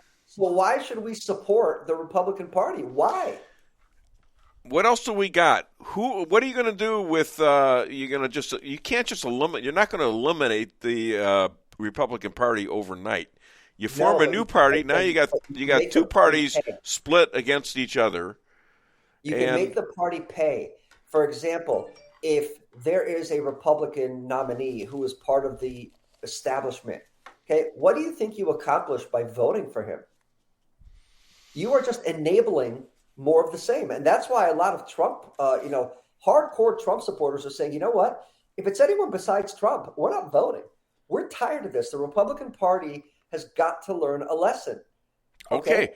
But you're going to have three parties for a while. And so be it. But you're going to have those parties splitting votes now between the standard guy and the other guy, and the Democrats will win every time. I hear you. Okay, I hear you. But the alternative is to continue down this path where Republicans make promises, they don't do jack, they disappoint everybody, and then they're reelected. I understand your point. I'm just trying to figure out the metrics as how this would work to get a majority in the party that you want, the America First Party, against the Democrats. It's a horrible option. Yeah, you're exactly right. Yeah. It will splinter, and it all but guarantees the Democrats win. But what is I don't know what it will take for American voters to stop the circle. It's a continued, it's like a infinity loop that they complain, they elect the same type of people, and round we go. And at some point, it has to stop. Well, you would think this would be the point. Okay. Well, I hope so, because we've seen now that they don't give two craps about most of the American public. Yeah. Why do you think Trump is so popular? Because people believe that he actually cares about them. Yeah, I mean that's why one of the four guys that Tucker Carlson, I've had him on tape here. In fact, got me knocked off several whatever it was because they claimed that his interview Tucker with Brand, Russell Brand. You know who he is? I know that name. He's pretty. He was a. Oh yes, I do. He's very good actually. He's a sharp guy. And he did a long interview with Tucker, really his first big one coming out of this, and they've been slamming me all day. Yeah, they're claiming copyright infringement for using that to take us off air or trying to. Yeah, and this is like a recorded interview online. Okay, it's been up for weeks, for about a week. Let's put it that way. Who's claiming that? Yeah, we might need a lawyer here. Do you know one? Not a good one. Look in the mirror, you schmuck. What the hell? Yeah, What's wrong with you? MSNBCU, It's I think. NBCU. NBCU. It's claiming. And then Yeah. Then they have all these disclosures about how they can get you on copyright for almost anything, even if you have permission. And if we accept their terms, then if we get reported again, then they have the right to shut down our page. Okay. Was that from Facebook? Yeah, that's what I've been doing over here. Oh, Facebook? Yeah. They're threatening to shut down my page? If we acknowledge that we have copyright so that we can reinstate our video, then if we get another hit, they can shut down our page. So. Forever? Oh, God.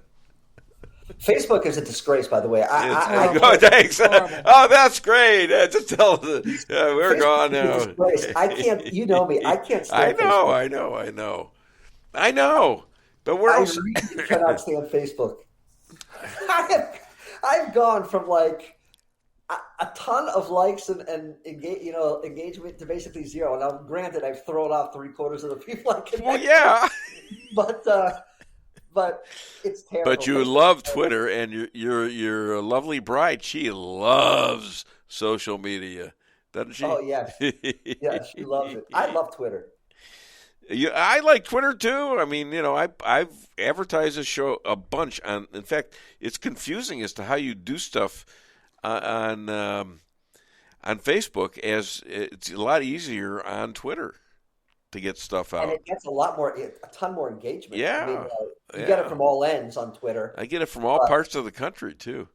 But it's great. All parts of the world, actually. Listen to the show. I think Twitter's great. I don't know.